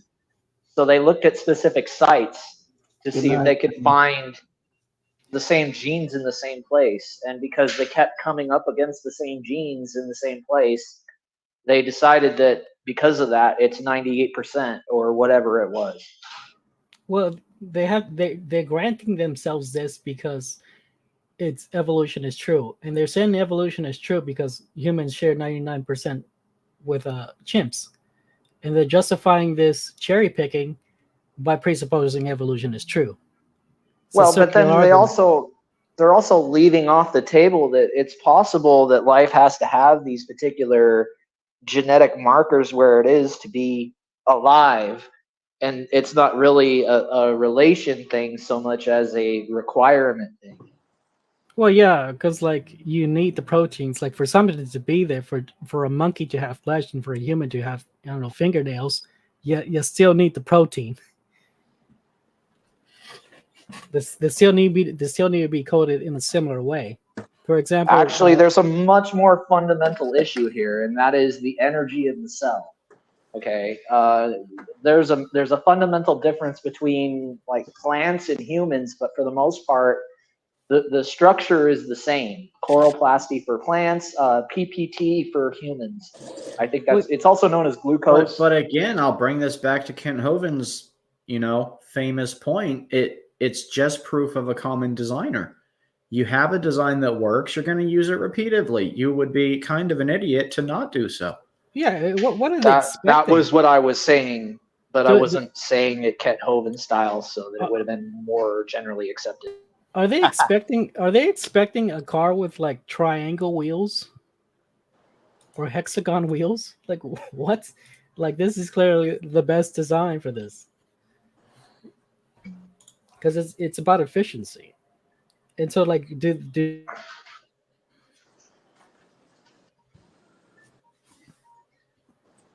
Well, my question is, if you have transitions, right, and one has to transition from this form to another form, or as the evolutionist calls it, splits, whatever happened to the ancestor? Why did the ancestor go extinct? There's no real explanation for that. And some of these are worldwide. You could see if it was a little ring species or a species that's stuck in a little valley or something, and but you're talking about species that are worldwide and are part of the node in the tree back in history, and there's no way that the whole species could have changed to another type. Here's the thing. Some of them will say punctuated equilibrium. And this is just ridiculous because this is literally just saying, yeah, because it's literally just saying Pokemon evolution.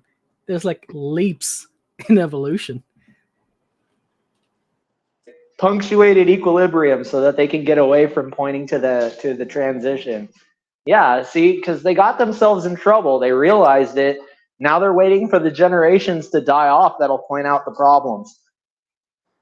Well, and somebody said how even science will change once the entrenched scientists that are the what is it they call them? The consensus. once the consensus scientists, and pretty well they have to die out before the new scientists can come in there and actually correct them, because they are the power structure. I mean, that's what they're doing. They're stacking, they're stacking academia with leftists and atheists, scientists. They're trying to get rid of the old guard. Littlefoot, for crying out loud, has ears that are developed for quadruped, but the body that's developed for bipedal movement. Yeah, but the thing about Littlefoot is it really is his fault. Every time they ran into Sharptooth, it was because he wasn't listening to the adult longnecks. And I think there's no excuse for it.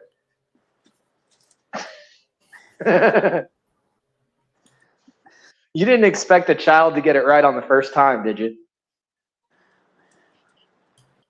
I hoped for better, if I could be honest. If it was my child, he had to be perfect. I mean, honestly, there are 14 of those movies now, and Littlefoot messes up in all 14. He never evolved.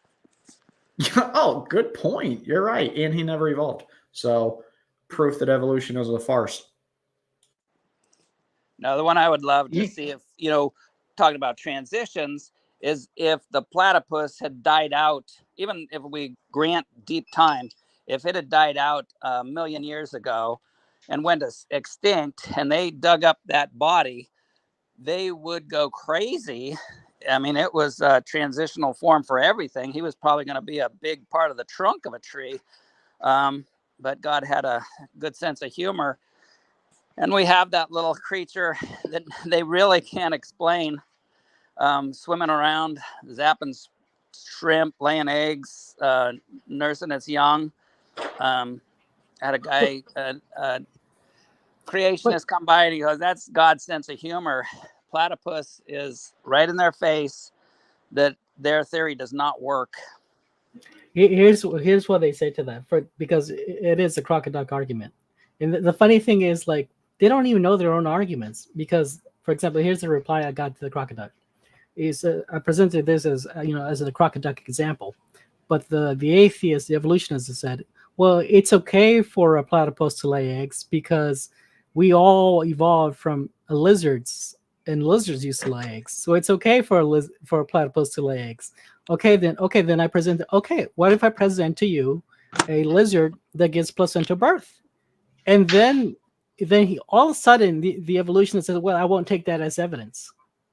Because, however, gentlemen, yes, hey, one lady, gentlemen, and dear sister awake, and Ryan, I think you may be muted. It is 10:15. Ryan, I know you're headed to bed. You drank your night juice. I'm ready for bed because I have to farm in the morning. And Awake, are you going to be up for a while, or are you planning on going off? Trying to say amen. We are leaving in a little bit. Yeah, I'm starting to Not quite yet. cold symptoms. So if I wake up sick in the morning, I'm going to have to call in because I've been sneezing. My nose has been running. And so it's possible I may wake up sick in the morning. I don't know. I spent the entire day breathing in smoke and putting out fires that we didn't want started. So, yeah, your day sounds hard too, though, Ryan. Yeah.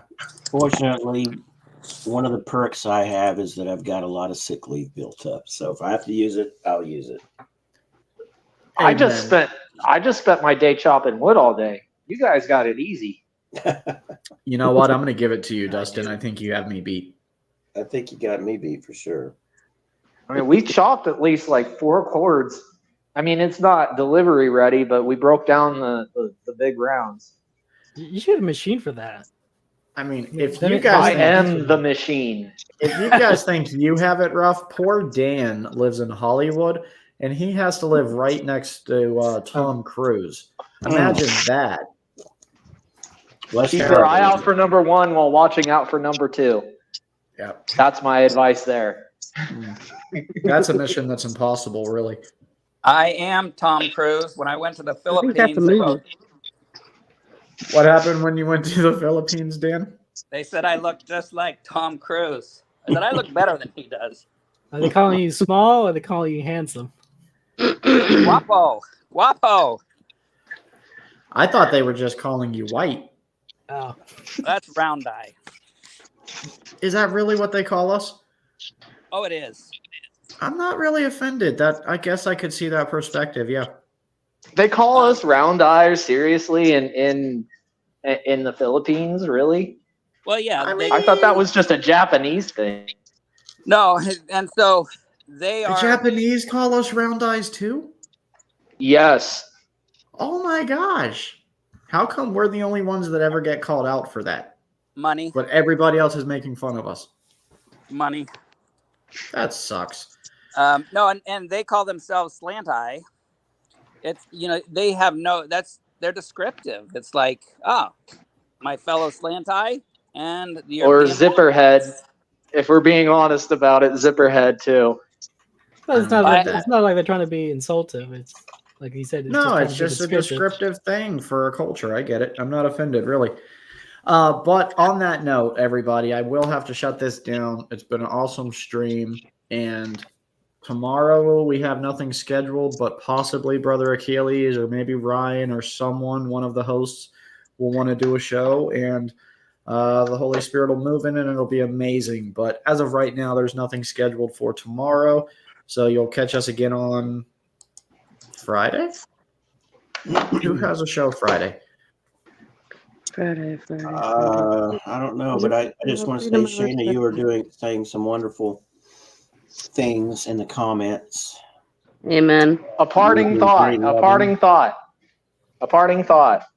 Okay. Alligators made it through the extinction. Think about that for a second. To be fair, though, the vast majority of alligators live in Louisiana and in Florida. And I know both those states love to hunt some alligator. And if Florida man and Louisiana man can't make alligators go extinct,